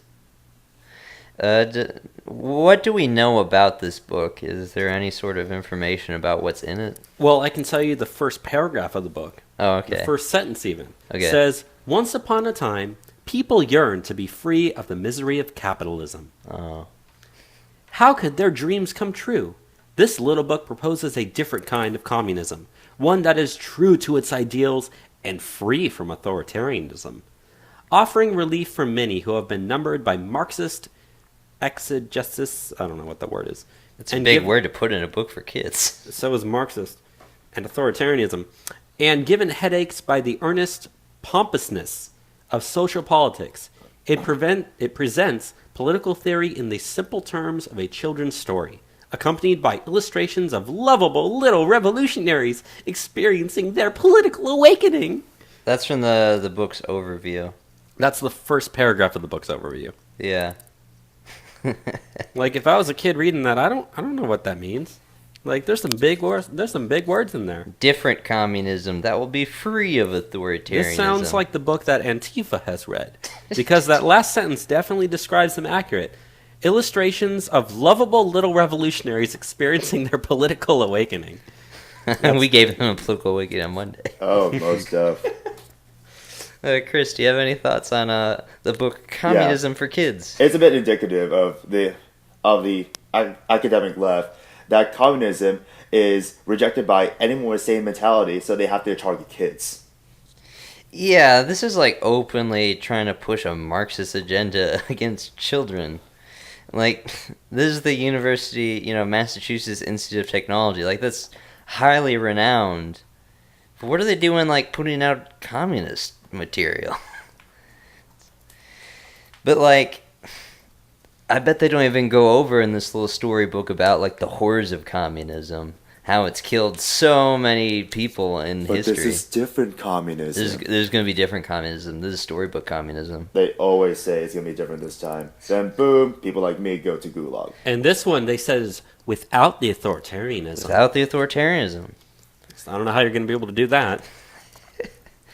The imagination of children, that's how you can do it. Maybe some of the people at Mayday read this book, actually. No, this is probably everything they know about communism is from this book. Storybook.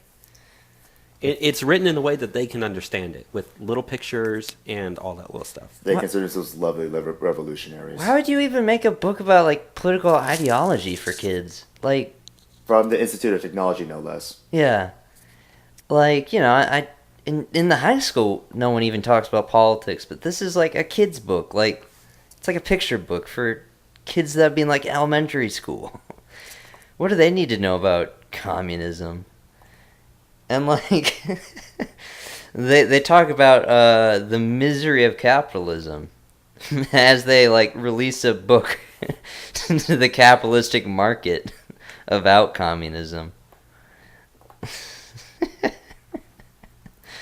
Stuff is so stupid.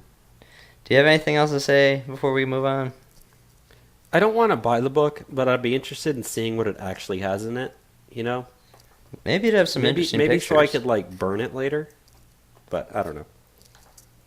Let's go into the next story that we got. So, at Colgate University, the entire university went on lockdown over a hot glue gun.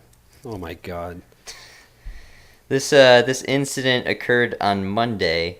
Let me read some of this. Hamilton, New York's Colgate University went on lockdown Monday evening for 4 hours after police received reports of an active shooter on campus. A Colgate student called campus safety to alert them that they had seen a black male with what appeared to be a gun. While there was a black man with a gun, it was a hot glue gun, and he was working on an art project. And they put out a tweet. It says, Colgate alert. There is an armed person at the coop. I'm guessing that means whatever. Find a safe space and remain indoors. If you are off campus, stay away. 433 retweets, 142 likes. For what ended up being a hot glue gun. Now they claim that they overreacted because of the situation that happened on UT. While the university claims that the overreaction came because of the stabbing at the University of Texas in Austin, students believe the administration's assumption was based on the suspect being black. Which, I mean, I guess was probably the case in this situation. I mean, if someone yells black man with a gun, a lot of people freak out if they would hear something like that, right? But you don't expect it to be a hot glue gun that with a guy working on an art project. It seemed like pretty obvious if someone was using a hot glue gun. I mean, I definitely think there probably was some racial bias there, especially if you figure the guy who probably had to have called the police or let people know probably was in the guy's class. Like, if you're someone, let's say you're walking down the hallway and you peek into a classroom and you see someone with a hot glue gun doing an art project, the last thing you think of is, oh, I'm going to call the police because of this. It was probably someone who tried to pull a prank that went wrong, really. That's just my opinion. I don't know. It's just such a strange story. They were on lockdown for, 4 hours? Because of a hot glue gun?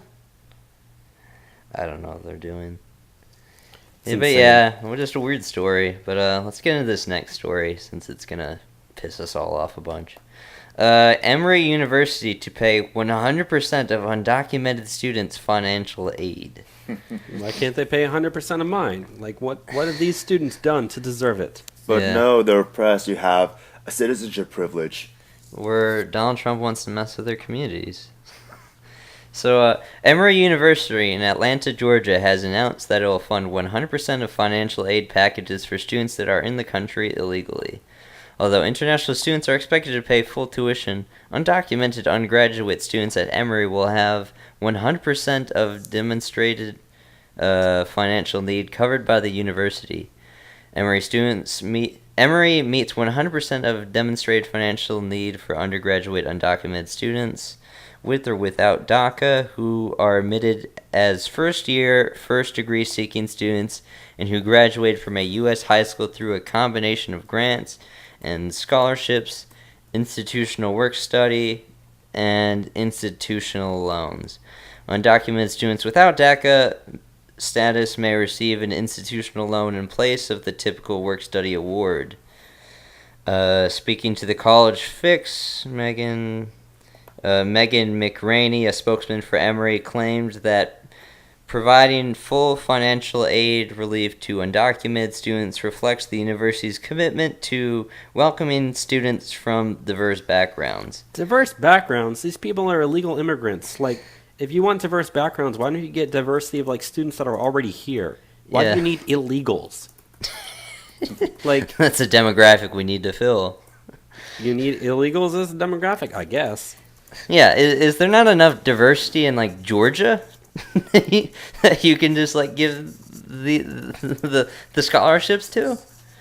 Are there not American citizens that could benefit from this? Not foreign nationals? I was gonna say, this is in Atlanta. Atlanta is one of the most diverse cities in the country. Or at least the area around there. You'd think they'd have a diversity quota that they'd already be able to fill, but no. Oh, they need illegals, and by the way, they're gonna pay for it 100%. And this doesn't go just to international students. They have to be international students here illegally. Yeah, it's insane. Yeah, international students who are not afforded the same aid privilege as undocumented students will be forced to foot a $70,000 per year tuition bill if they wish to attend the prestigious Georgian college. Chris, do you have some thoughts on what's going down in Emory University? Okay, honestly, I hope all the illegals apply. And if they reject the illegals can just say, oh no, this is racist, you promised us free tuition. Have more inclusion, have more diversity, despite the fact that a good deal of our illegals do come from Mexico. Where do they find the people that come up with this? It just doesn't. Why wouldn't you just give this to American kids? Or heck, why don't they just do what the other university did and just give honorary degrees to dead people. Like, that virtue signaling will cost you far less money.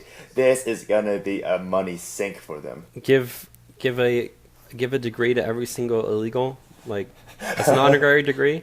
Oh, you're in this country legally. Here's a degree. Go ahead, have it. Emory is like a really expensive school as well. I was gonna say, it's like a top tier university that people want to go to. You could just be giving this like to poor kids in the United States. Why? It just doesn't make sense. It's so dumb. Emory University has been like talked about in the show like most weeks for dumb stuff that they do. I don't understand where they get these freaks that do this stuff. But let's go to the next story. Yeah, let's go to the next one. Here's the last one, which is a very very good story to close out with, because it's pushing the absurdity to just a whole new level. Bobby, do you want to go into this story? Okay, so these students were protesting a class that was focused on Greco-Roman culture because it's too white. This was at Reed College in Portland, Oregon. And they said that they're decrying a mandatory freshman-level literature course, which is focusing on the works of Greco-Roman leaders whose thinking paved the way for Western civilization. The problem with the class was it's too white. The students are complaining that they said they call themselves Reedies Against Racism. They're demanding that the curriculum be, quote, reformed to represent the voices of people of color. Chris, you have something to say? God, I pray to white Jesus that he will just strike down all these gay-ass communist faggots who are trying... Like, just think about this. If this article was about, people protesting Chinese history classes for being too Asian, or people protesting African studies for being too black, this doesn't make any sense. Of course, Greco-Roman are going to be represented by white people. White people built civilization. I'm sorry that offends you. No, dude, they stole it from the Africans. Oh, yeah. I just love this. That, like, Europeans couldn't bathe until we learned it from the Africans. Hell yeah, dude. Yeah. I just love this historical revisionism. We see this time and time again. It's not just in academia, but also in something as innocuous as Marvel and DC, to where we would have traditionally straight white male characters co-opted to become a minority, to become a woman, to become whatever. It's part of this. It's admitting that the left can't come up with popular, unique characters in the world of comic books. Same thing here. The left seems to ignore the actual real accomplishments and decides that, oh hey, to give a leg up to us colored people, we have to steal white people's stuff. Not only that, but they said this isn't the first time that group has garnered attention. They said last year they tried to shut down a Russian literature professor, but to make a long story short... To make a long story short, he pretty much just kicked him out of the classroom because they said they were being disruptive. Yeah, it also says, during many of the lecture sections throughout the school year, as professors led discussion on the rise of Rome and the nature of things, student protesters sat or stood in the lecture halls hoisting signs with the messages, "I am more than a way to get federal funding," and "We cannot be erased," scrawled on them. Which is funny because they want to erase Greco-Roman history. You know, it's not important to learn like Aristotle or Plato. These aren't like fundamental things of philosophy. And you know, I mean, these people are so hypocritical. They said that they were even putting tape across their mouths in order to signify that they are being silenced by the study of Greco-Roman literature, when what they're actually trying to do is silence the study of Greco-Roman literature. Honestly, they think that history is a zero-sum game. Learning about white culture doesn't mean that you can't learn about non-white cultures.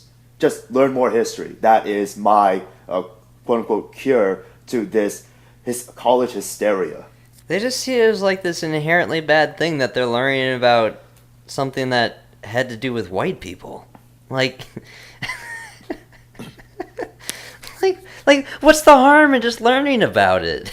It doesn't kill you. I mean, words are violent, so they might think otherwise. They feel oppressed because there's a class where they teach about Greco-Roman history. Yeah, where they teach a class about civilization, the best civilization. I'm saying this as a color guy. I appreciate Western civilization. I appreciate white people. I'm sorry that these freaks want to just censor these classes and prevent. This is the perversion of truth. This is the degradation of history. We need to fight against this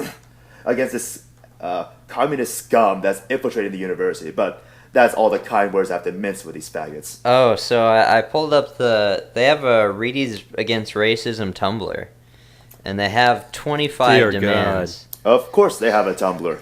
Do you wanna hear some demands? Let's hear it. Okay, let's hear some AIDS. Paid day for 9/26 for all Reed staff in honor of the boycott.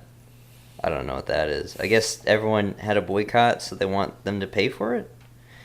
Transparency and long-term reform regarding Reed's involvement in exploiting prison labor and their investment in companies, i.e. Wells Fargo, that profit from incarceration of black and brown people, i.e. NSA and GEO stocks.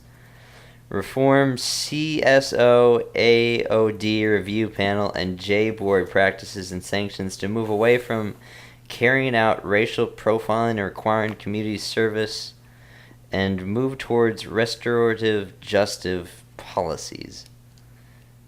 These things are all just really weird.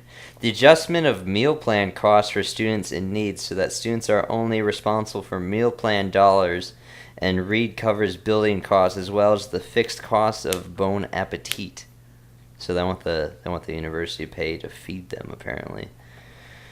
I'm just skipping around. The creation of a paid student position for a black student in the MRC that is specific to tending to the needs or concerns of black students. The establishment of a paid staff position to participate in the maintenance and organization of the Black Student Union.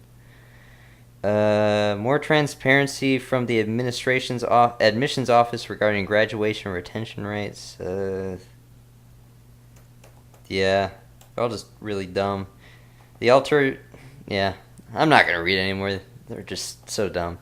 But, yeah, so they just feel that because they're black, they can just show up at this college and say, yeah, we're not doing that. No more of this white stuff. It's time for us to have a voice. Which, like, when they say that, they don't actually mean themselves. They mean, like, other people that had, like, no connection to them other than the same race that did something. Like... Like, they have just about as much a connection to, like, the ancient, like, Greco-Roman, like, people that they're, like, you know, wanting to attack as, like, the same, like, history that they'd want, like, upheld or whatever. Like, it has nothing to, like, do with their own contributions. Because they're, like, claiming to be silenced, but they didn't have anything to say. Because they're not contributing anything. All they have are demands. I don't know. Do y'all have any other thoughts? More deportations. More deportations. Get them out of here. Out. They should just not... They should just... Not exist. They shouldn't be in college. Like, they shouldn't be admitted. If these are the kind of people that are coming in. I think they should be in college, but let's just concentrate them into just one college and leave the rest cancer-free. They should go to Emory University. We should send them to a college in, like, San Francisco. We're all illegal aliens. I mean, didn't have that sign not too long ago? Along with the We Are All Muslim sign. Yeah. I'm not Muslim or an illegal immigrant, so... I'm not. But, yeah, so, that concludes current year college craziness for the week. Definitely a lot, and we had cut like 2/3 of the list, so always a good week in the world of college craziness. Well, let's get into some international news now. Let's start off with this Puerto Rico thing. Was it you, Bobby, that brought this up? I shared it, but I think, Chris, were you the one who said that you knew more about this than I did? Puerto Rico declares bankruptcy. This is not news. We knew this was coming for a while. Puerto Rico has been having financial struggles, which is why that their statehood petition has been hotly contested in the United States. There's a good deal of folks who say, yeah, let's expand the nation, but are we going to expand the nation with broken parts? Yeah, it'd pretty much be bailing them out. Yeah. They don't have any sort of fiscal responsibility in Puerto Rico. No, I don't want to bail them out. Like, that's their problem to deal with, not ours. Like, if they were, like, once they restructure themselves after bankruptcy, then maybe, depending on how well they restructure, we can admit them to the United States. But right now, they're having problems with creditors. They're having problems with their, with any given bankruptcy by any municipality, whether it be the multitudes of cities of California or the great territory of Puerto Rico. They're going to have an uphill battle. They're going to have to fight unions. They're going to have to fight creditors, financiers, folks in government, both from left and right. I mean, I don't really want to let them into the union, but that's just me. Do you know why they went bankrupt? They had a bunch of bond debt, as well as unfunded pension obligations. They had $74 billion in bond debt and $49 billion in unfunded pension obligations, which added up to about $123 billion in total debt. And that's what caused them to go under. How many people even live in Puerto Rico? It's not a big place. Here, I'm going to look it up. I've got it right here. I'll look it up for you. Oh, okay. Because I can't... Over $100 billion in debt they've racked up? They've got 3.5 million people that live there. So, I mean, I guess the debt per person is a lot higher than the United States is.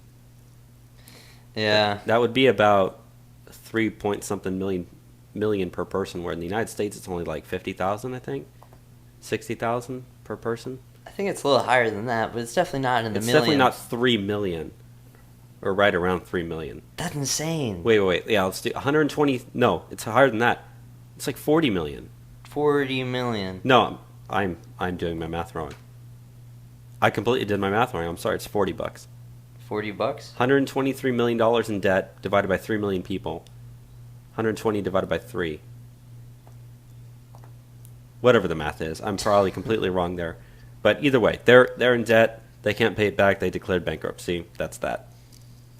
Yeah, they need to get their act together. We should just let them be their own country. I don't want to pay for them. Bunch of freeloaders. You know, they're always complaining about we're imperialists. We should just, this is a perfect opportunity to set them free. What's the next story we got in the international? We got some Venezuela stuff. So, we've been following this Venezuela situation for quite a while now, and the anti-Maduro protests have gotten really violent recently. And we have a situation where an armored car went through a crowd in Venezuela. Yeah, so this was happening, I believe, on what day was May 3rd? May 3rd was Wednesday. Okay, so this article was posted on Wednesday, which means I'm assuming this happened earlier than that, or maybe it was Wednesday morning. But they published a video where someone threw a gasoline bomb at an armored car, and it started to back up in order to get away from it. And in doing so, it pretty much just, like a big crowd of people ran towards it to try to stop it, but it kept going. And overall, 300 people were injured because of it. Now, only one person died, because it's not like it was a tank, it was just an armored car. But 300 people were injured. Now, a lot of that had to do with just like, they said it was a chaotic melee of people that are just kind of like running away from it when it happened. Yeah. And then you had a lot of people running towards it. So that's pretty much the reason why there was 300 people injured. So it's not like the car hit 300 people. But it's still, the situation there is just getting even worse and worse. So yeah. We also have this other article here. That the average Venezuelan has now lost 19 pounds in this food crisis that they're going through. That's the average Venezuelan. That's the wonder of collectivization of the means of production. Yeah, Venezuela. This is where student groups are actually I view them in a positive light. They're actually fighting corruption in Venezuela. They're fighting an oppressive government. They're fighting authoritarianism. This is contrast to, our experience of last Monday, where we have these mostly white, privileged university students complaining about the imperialism of the United States. Yeah, at least they don't have to worry about going hungry. definitely a lot of them weren't going hungry. I mean, until, we took the pizza. Yeah. Well, I mean, I was going to say there was pictures from across the country last Monday. People were like going to eat inside the restaurants, and then they'd go outside and then protest against it. So they wanted to make sure they got their nugs beforehand. Yeah. But, with the amount of fat people that were in the parade on Monday, they weren't starving. They weren't losing 19 pounds. They could probably use a reduction of 19 pounds. Complaining about capitalism while they have bodies brought to them by said capitalism. Yeah. This whole Venezuela situation has just gotten really sad because these people are just being all out oppressed by their government. Mm-hmm. The government just controls everything. I guess the question we're not asking that we should is, what is Venezuela? That is a good question. And if you don't know where that question came from, this was actually, it's caught on the live stream of the event that you two guys were going at in Austin, where there was this one Antifa guy who was the ugliest Antifa guy. Ugliest of all the Antifa guys. Huge nose. He was recording from his end, and I think there was an InfoWars reporter who was just kind of in general asking people questions. And he said something along the lines of, you're a socialist, what do you feel about what's going down in Venezuela? And he says, what the fuck is Venezuela? And that's his reply. Like, he didn't even know what was happening. I don't know how these socialists even defend places like Venezuela. I mean, I always know the Marxists. Not real communism. Real Marxism's never existed. Every single instance we've seen is just state capitalism. I'm gonna go back to the kids' book where it said, "Without authoritarianism," kids are gonna understand that crap. Yeah, even though Venezuela, in accordance to Marxism, is how it was set up is pretty Marxist. As far as communism goes, it's pretty doctrinally correct for the most part. Now it's just an authoritarian government killing its own people, but sick stuff. Let's move into the next thing that we got for international news. We got some North Korea stuff, which is always fun because North Korea, ever since the beginning of the show, has always been doing something. Seems like every week there's something new with North Korea. Not really too much new this week, but just a little bit. I felt like the hostilities earlier in the week were kind of... It was more tense earlier this week, but by the end of the week, I didn't hear anything. It seems like the last couple weeks it's died down in terms of the tensions. Yeah, but recently the Chinese government told their citizens in North Korea to return home. So I guess the Chinese government are definitely seeing the situation getting much more dangerous. I do feel like we're eventually have to find some sort of climax to this situation. But we also have reports that U.S. commandos are being prepared for strikes against the North Korean nuclear sites. So, the contingency plans that we're going over to deal with the North Koreans are extensively being worked on. You remember last week, President Trump went to all the members of the Senate and said, yeah, we're very, very close to a war. Everyone took it seriously. And, it's easy to joke off this North Korean stuff, but like I said, I feel like there's just something's got to happen at some point. I mean, like I've said, we've talked a lot in detail about what we think is going to happen, what we think should happen and stuff, so we won't go into too much detail here. But, the fact that we're drawing up plans, apparently, to have, U.S. commandos counter and strike at North Korean nuclear sites, maybe that's a way to avoid war. Take out their nuke sites, and then they won't be able to do anything. Yeah. Chris, do you have any thoughts on this North Korean stuff? Okay, North Korea, I'm not as... how does one put it? I'm not on edge about North Korea as most of the general populace. North Korea, they have a habit of acting up, but there's not a lot of leeway. There's no strategy for them. There's no way that the North Korean military is going to let Kim Jong-un suicide their entire country. But eventually, as you said before, there has to be a definite resolution to this. And China is already seeing that they're losing patience with their liability for an ally. Yeah. Yeah, China's even told their citizens in North Korea to return home. I mean, that was the next article that we were going to go through, but I don't think really much needs to be said about that other than the fact that it's happening. Yeah. Let's get into some of this Middle East stuff that we have. All right. Do you want to talk about this first story? It's kind of weird. It's funny. You were the one who posted it, so you know more about it than I do. Yeah. So, an FBI investigator married an ISIS. Yeah. Married an ISIS member that she was supposed to be investigating. An FBI translator traveled to Syria and married an Islamic State terrorist who she had been investigating. Unsealed court documents revealed details of the marriage between Daniela Green and rapper-turned-terrorist Dennis Kuspet. I don't know. Dumb name. Born in Czechoslovakia and raised in Germany, Green, 38, married a U.S. soldier. She moved to the United States at a young age when she went to work for the FBI as a contract linguist. A CNN investigation detailed after the court documents were disclosed.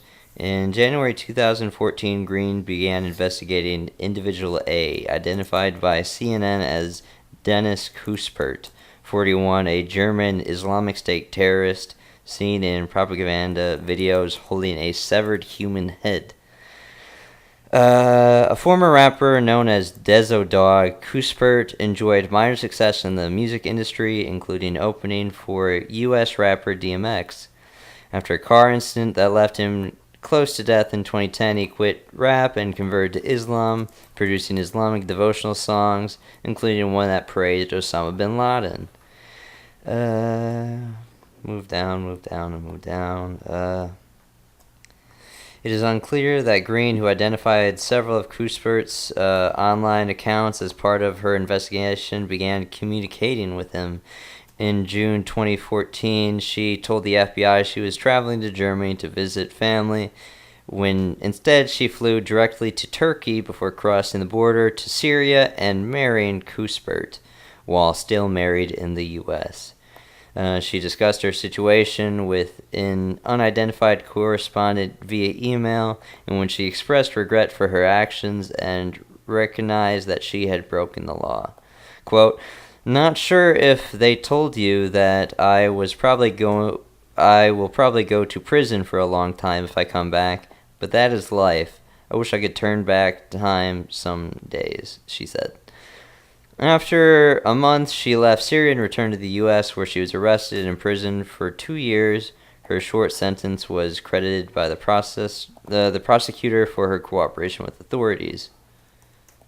Yeah. So just like a really weird story where like a woman decides to go marry a guy in ISIS, apparently. Apparently so. Some sort of former German rapper turned Islamic terrorist who beheads people. And for some odd reason, this woman, while married, falls for this guy. Ditches everything. Lies about traveling to Germany. Goes to Turkey, crosses the border into Syria, and goes to the Islamic State. What kind of woman does this stuff? Yeah. Not to get too off topic, but these stories of successful honeypot operations are too uncommon. I remember back when I was in, we heard these stories of guys decades past who were so stupid that they had Chinese or North Korean girlfriends, and they would take them a tour around the base, and these chicks would just take pictures of them and send it back to North Korea or China. It's not too uncommon. Heck, there's some folks who actually marry these people. It was just so stupid for your career in the military, but I digress. Yeah, these people need to be smarter and take serious their responsibility for things. You think the FBI would be smarter than that? You think someone that would get into the FBI could have like the professionalism not to marry a terrorist? Or you think that would be like part of your contract is don't get romantically involved with the people that you're is looking actually at? I don't know, I can't speak for the FBI, but that's a good deal part of my contract when I was in the Marines. Just don't marry the enemy. That's kind of clear cuts. Yeah, like I said, you would think the FBI would have something similar to that. I don't know if they do, but it didn't work here. Yeah. I mean, maybe she's just a thought. Could be it. Yeah. Maybe she's woke and ratchet too. Woke ratchet. The next story, we don't really need to go into too much detail about it, But Trump is going to visit Israel, the Vatican, and Saudi Arabia in his first foreign trip. So that's like the 3 hubs, the 3 like biggest religions on the planet. Yeah, you got Jerusalem, you're going to Rome, and then you're going to Saudi Arabia, which has Mecca. Yeah, so that's going to happen soon. Do we know when that's happening? Yeah, it's going to be his first foreign trip as president, and according to the article here, it says that it's going to be on... it's going to be before May 25th, so it's going to be somewhere here in the next couple of weeks. Because his tour will conclude by stopping for a NATO meeting in Brussels on May 25th at the G7 summit in Sicily the following day. So, I don't know. It's going to happen here soon. It's going to end. He'll be back before the end of May. So Trump's going on a little trip soon. Yep, it'll be his first foreign trip, so good for him. And the next thing we have, which actually I think is really important here, is that Russia, Turkey, and Iran have signed a deal to set up safe zones in Syria. Now, this is one of the things that Trump ran on as he was president, was he wanted to set up safe zones for like refugees so that the refugees wouldn't have to leave and they wouldn't have to flee their country. Yeah. And so, I mean, he's been in talks with different, world leaders to try to do this. So it looks like they're finally actually setting it up. So that's a win for us, and maybe that's a sign that the refugee crisis will start to slow down a little bit.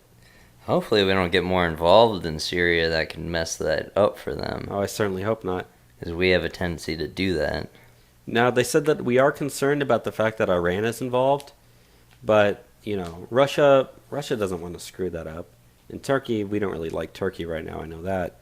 But the plan is to pretty much have areas of de-escalation, and I guess that's pretty much that, really.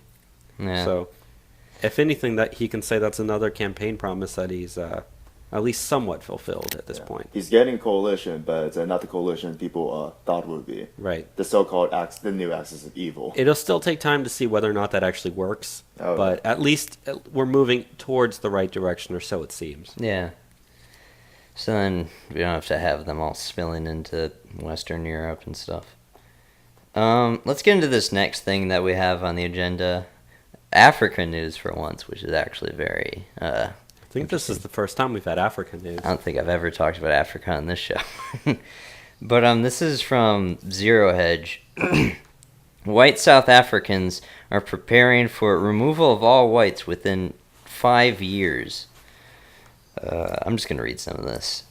Back in March, the president of South Africa made a shocking suggestion which left many white landowners fearing that they may face a race war in the near future. In a speech, Jacob Zuma announced that he wanted the government to begin confiscating white-owned lands before redistributing them to black South Africans. Zuma wants a pre-colonial land audit of land use and occupation patterns to help decide which lands need to be taken, and has said that we need to accept the reality that those who are in parliament where laws are made, particularly the black parties, should unite because we need a 2/3 majority to effect change in the Constitution. It is believed that Zuma is calling for this radical action in response to the rise of a rival political party, which party known as the Economic Freedom Fighters, who have long called for the confiscation of white-owned lands. Obviously, this kind of talk doesn't bode well for the future of South Africa. You have leaders of the first and third most popular political parties, both of which promote socialist ideas, openly declaring that they want government to steal from an entire racial group. Since these political parties wouldn't be in power unless they had some degree of popular support, it is clear that black South Africans are increasingly turning against their white neighbors. It is the perfect recipe for a genocide. It's conditions like this which has spawned organizations like the Sudelanders, a massive civilian-run civil defense group that has dedicated to protecting Afrikaners in the event of social collapse or civil war. They're currently getting ready for the possibility of a government-implemented genocide of white South Africans. One of their leaders recently spoke to InfoWars and explained how they plan to respond to that threat. Quote, Roche told InfoWars that leftist South African leaders have in recent months threatened the slaughter of all whites and the removal of all whites within 5 years, prompting Sudalanders to prepare for a surprise civil war event which they now believe is imminent. Quote, then we would, in such an open civil war, in such a crisis, gather our people together and seek sanctuary in a remote location, and then to remove ourselves from being wiped out or slaughtered, Roche said. However, the organization doesn't plan to take up arms, and their best plan so far is only accommodating a minority of whites in the country. Quote, it's not about taking up arms, it's about retiring from the threat, Roche said. There's this intractable tension that seems to be building in our country, where the two parties can never be reconciled, and the stronger party is openly declaring that it will remove the weaker party within 5 years, slaughter them all, and take their land. Sudalanders have a large-scale evacuation protocol in place in case an ethnic civil war happens, designed to remove roughly 20% of the estimated 4.8 million white South Africans safely from the embattled region. It is sad that it has to come to this. Once the most wealthy and developed nations on the continent, South Africa is quickly turned into an economic basket case, brimming with racial tensions that could spill over at any time. So, yeah, the situation in South Africa, people don't really talk about this very much. I know about the Sudalanders actually fairly well. I can talk about the situation, and also the Afrikaners pretty well in general, but, yeah. Well, I was going to say, I have a friend who lives in South Africa, and if this actually, if push comes to shove and this starts happening, which, I mean, who knows if it actually will, but, I fear for her safety. And I don't want that to happen to her. Well, have you ever heard of, the song, Kill the Boers? I've heard of it.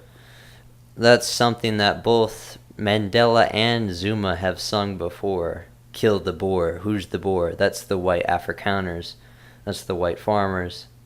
There's popular support to kill the whites. There's parties that openly say that, yeah, we want to kill the whites in South Africa.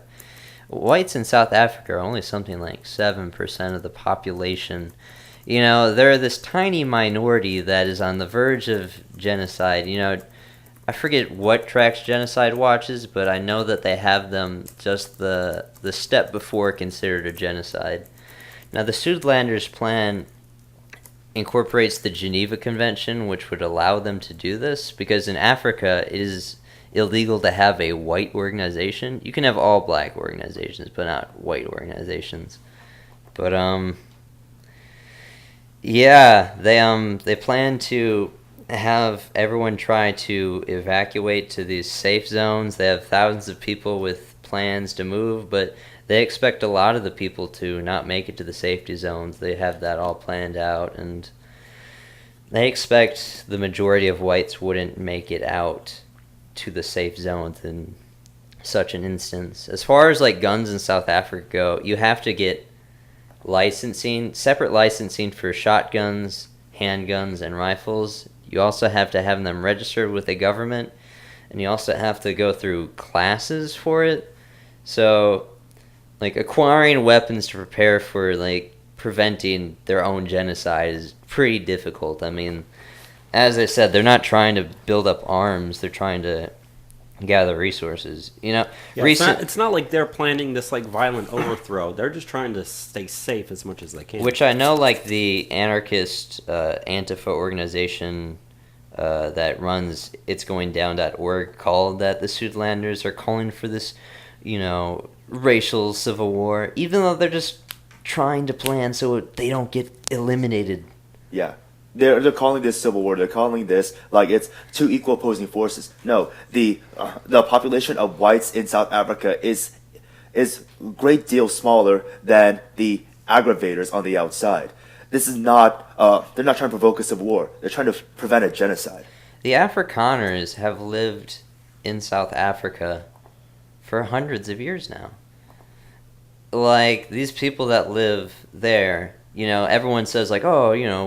whites don't belong in Africa. They're not Africans. Even though these people can trace back their family, 10 generations back to the same land. When the Afrikaners came in, there wasn't people living where they settled. But everyone just has this blanket worldview of like, oh, well, they're whites, so it doesn't matter. Every liberal in the world would want to bring in refugees that are about to be ethnically cleansed, unless they're whites. So, now South Africa recently had to declare like junk status for their credit rating. So the entire economy is about to go into hyperinflation, which should probably, bring this about happening quicker. And like collectivizing a bunch of land isn't going to help the situation either with their economy. So it's a huge mess, and it's really sad what could happen. If you look back at black on white violence since 1994, there's been something like 78,000 white South Africans killed by blacks.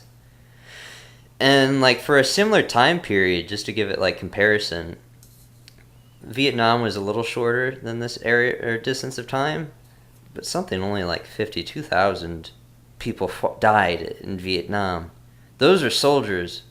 I'm talking about civilians living their lives in South Africa. It is a hugely common occurrence for blacks to come onto a South African white farm owner's property and just slaughter them ruthlessly. You can read these stories all over where they burn them, they cut them up, they rape them. They'll sometimes go in to rob a house and they won't take anything but just fucking slaughter the people. It's disgusting. Yeah, Godspeed. Yeah.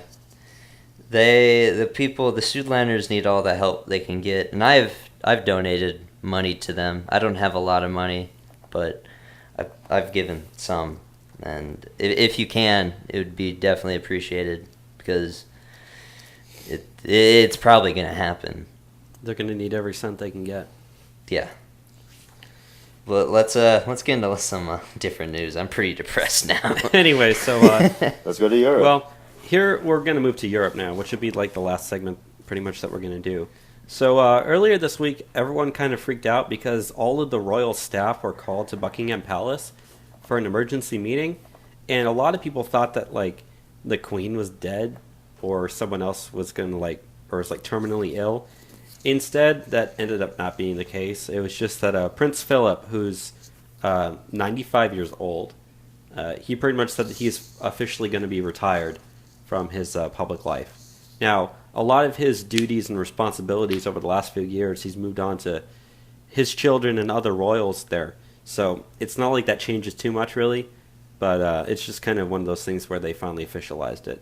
So, I mean, you got to remember, the Queen's like 90-something, right? So chances are she's probably not going to be around too much longer, which I know she's moved a lot of her responsibilities down as well. And who is the most recent one that everyone talks about now? Is it Prince... I don't really know the royalty very well. In the one who's married to, like, Kate. Prince William. Prince William, that's who it is. A lot of the responsibilities have even been moved down to him. So there's speculation that if, like, the Queen dies, it might skip her son and go directly to him, since he's, like, young and he could be in the position for a long time. Now, I don't know if that's going to happen, and so, but, it's something that, even though it doesn't really affect us, and most people don't really care, it's still something worth pointing out. Yeah. So, what's this next thing with the travel alerts? So I don't know about the U.S. has officially issued a travel alert for Europe, pretty much just citing an increase of terrorist attacks in the areas. Because, obviously in recent years there has been a great increase in the number of terrorist attacks across Europe. Yeah. Especially through, like, trucks and not exactly using bombs and rifles. I know in London alone there's been, I think, over a dozen people have been stabbed to death in London in the last weekend. Wow. And that's something that normally doesn't happen over there to that degree. So we don't really need to go into detail about that, but just know that if you are going to be traveling in Europe, just be careful and be safe. Yeah. So the next thing I just want to touch quickly on is Donald Trump and Vladimir Putin actually had a recent phone call. I believe this happened on Tuesday. Yeah, Tuesday. Yeah. And they said that they talked about the situation in Syria, terrorism in the Middle East, and the situation in North Korea. Here's a statement from the White House that said President Trump and President Putin agreed that the suffering in Syria has gone on for far too long and that all parties must do all they can to end the violence. And they also said the conversation was very good. Not too much more about it, but I guess it's good that Trump's on the phone with Vladimir Putin trying to get the situation under wraps. Yeah. And I was going to add, earlier we talked about them setting up safe zones. So when they were discussing the situation in Syria, I'm sure that they brought that up. Yeah. So it's good that we're working together. I know when Trump was running, he said that he wanted to have a good relationship with Russia. Which the next thing we actually have to say kind of counters that a little bit. Counter-signals that a little bit. So there were some Russian bombers and fighter jets that were intercepted near Alaska. Now, I mean, this actually happens quite a bit, it seems. It also kind of seems that Russia's been stepping stuff up recently. But they said it's the first time that they've actually seen fighter jets escorting the bombers near Alaska. Usually it's just either one or the other.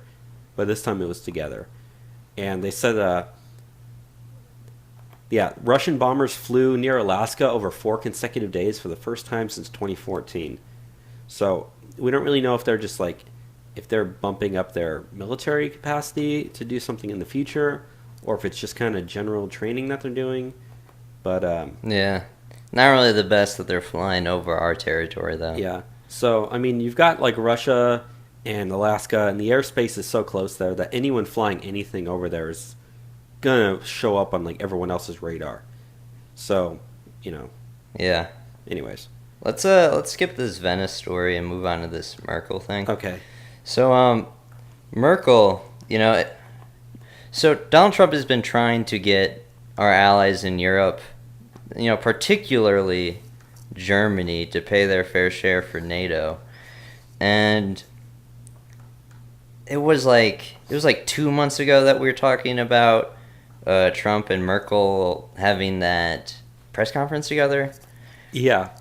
And, at that time they said that Merkel would up their percentage of GDP that they're required to under NATO spend on military, which is supposed to be 2%. They only do something like 1%. But recently now, Merkel has pushed back and said that they'd rather be spending money on development aid that they send to the third world. So it might be that they're going back on what they said because they just don't want to pay for it, I guess. Yeah, see, NATO requires 2% of your total GDP spending needs to be on defense by 2024. And right now, Germany only spends 1.2% of their GDP on defense. Yeah. And Merkel said, okay, earlier in that press conference, she was saying, we'll get it up to 2% like we're supposed to. But now she's saying that they're going to stand by and only give 0.7% to spending on development aid, like you mentioned. Yeah. So she's going back on her pledge because all the NATO countries, they signed a pact back in 2014 that pledged that they would move towards the goal of 2% over the next decade, which is why the 2024 date was set. So, Yeah. So we're definitely getting the short end of the stick, like Trump has been saying. Yeah, we're getting screwed over by Germany again. They're not paying their fair share. Kind of infuriating. But let's close off with the big news from today, which is kind of funny that we're doing it last. But so Emmanuel Macron won the French election today in pretty big, by a big margin. It was 60-33. Yeah, he won almost exactly what the poll showed he was going to win by. Yeah. I thought it would be a bit closer. I still expected him to win, but I thought it would be a little closer than that. Maybe I don't know, 40-60, but... Well, it was 60-40. It was? Yeah. It was 61-39 or 59-41. Yeah. It was right around 60-40. Maybe a little closer than that, but yeah, I thought Macron would definitely win. But, I don't know. It leaves such a bad taste in my mouth knowing that Le Pen lost, and now having to look at the future of like Europe, because Macron is definitely very pro-EU. They're going to stay in the European Union. I must give my congrats to Merkel. She gets to rule France. Yeah. Yep, that's what Le Pen said. But which like if we go back like a step, like the day before the election, wasn't these emails of Macron's campaign got out, kind of dispelling kind of a lot of corruption coming out of the Macron campaign. But the French government commanded the media not to report about this because they thought it would interfere with the election. They're pretty much just going out of their way and saying what result they wanted. So I guess I'm glad that they got the result that they wanted. Not that it might have really made that big of a difference. I mean, it was our own former president who said elections have consequences. Yeah. And they are going to suffer the consequences of this election. Yeah. So, it's kind of a garbage situation. They're going to get to continue to have refugees invade them nonstop and terrorist attacks. Hopefully they wisen up for the next election. And Chris, I remember you said this before we were recording earlier that I think it was it Macron's quote where he said increase in terrorist attacks is just something we're going to have to live with? Yeah. That's something that now every single terrorist attack going forward, you can put that directly on him. Yeah, it's more of the same, the status quo that they have in France. It's pretty upsetting, but really this is the result that we saw coming. Yeah.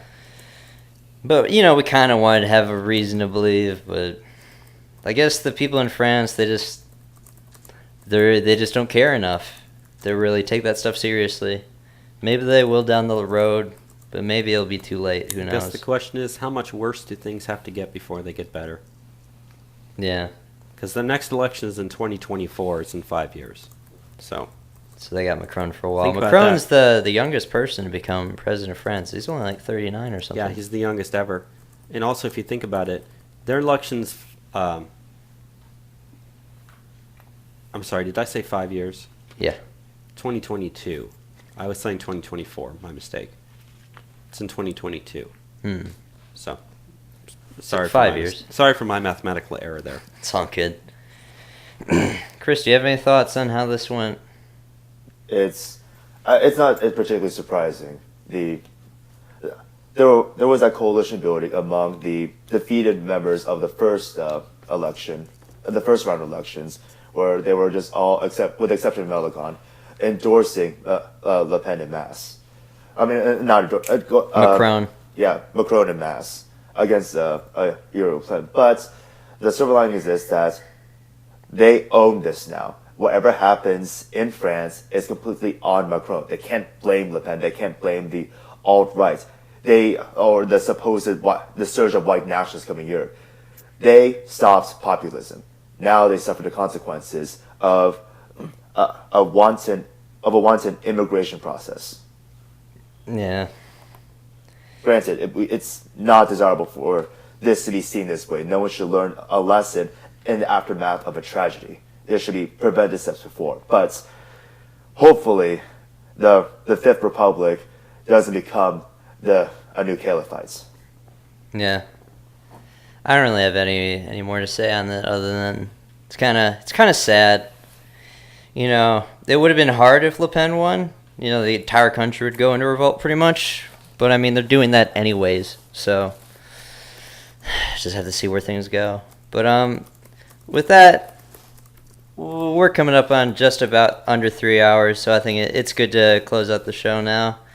I guess some things that I want to talk about in regards to the podcast before we go. We're still affiliated with Liberty Chant. We get our links posted on there. I'll see about trying to write another article on there. It was fun reading my article last week.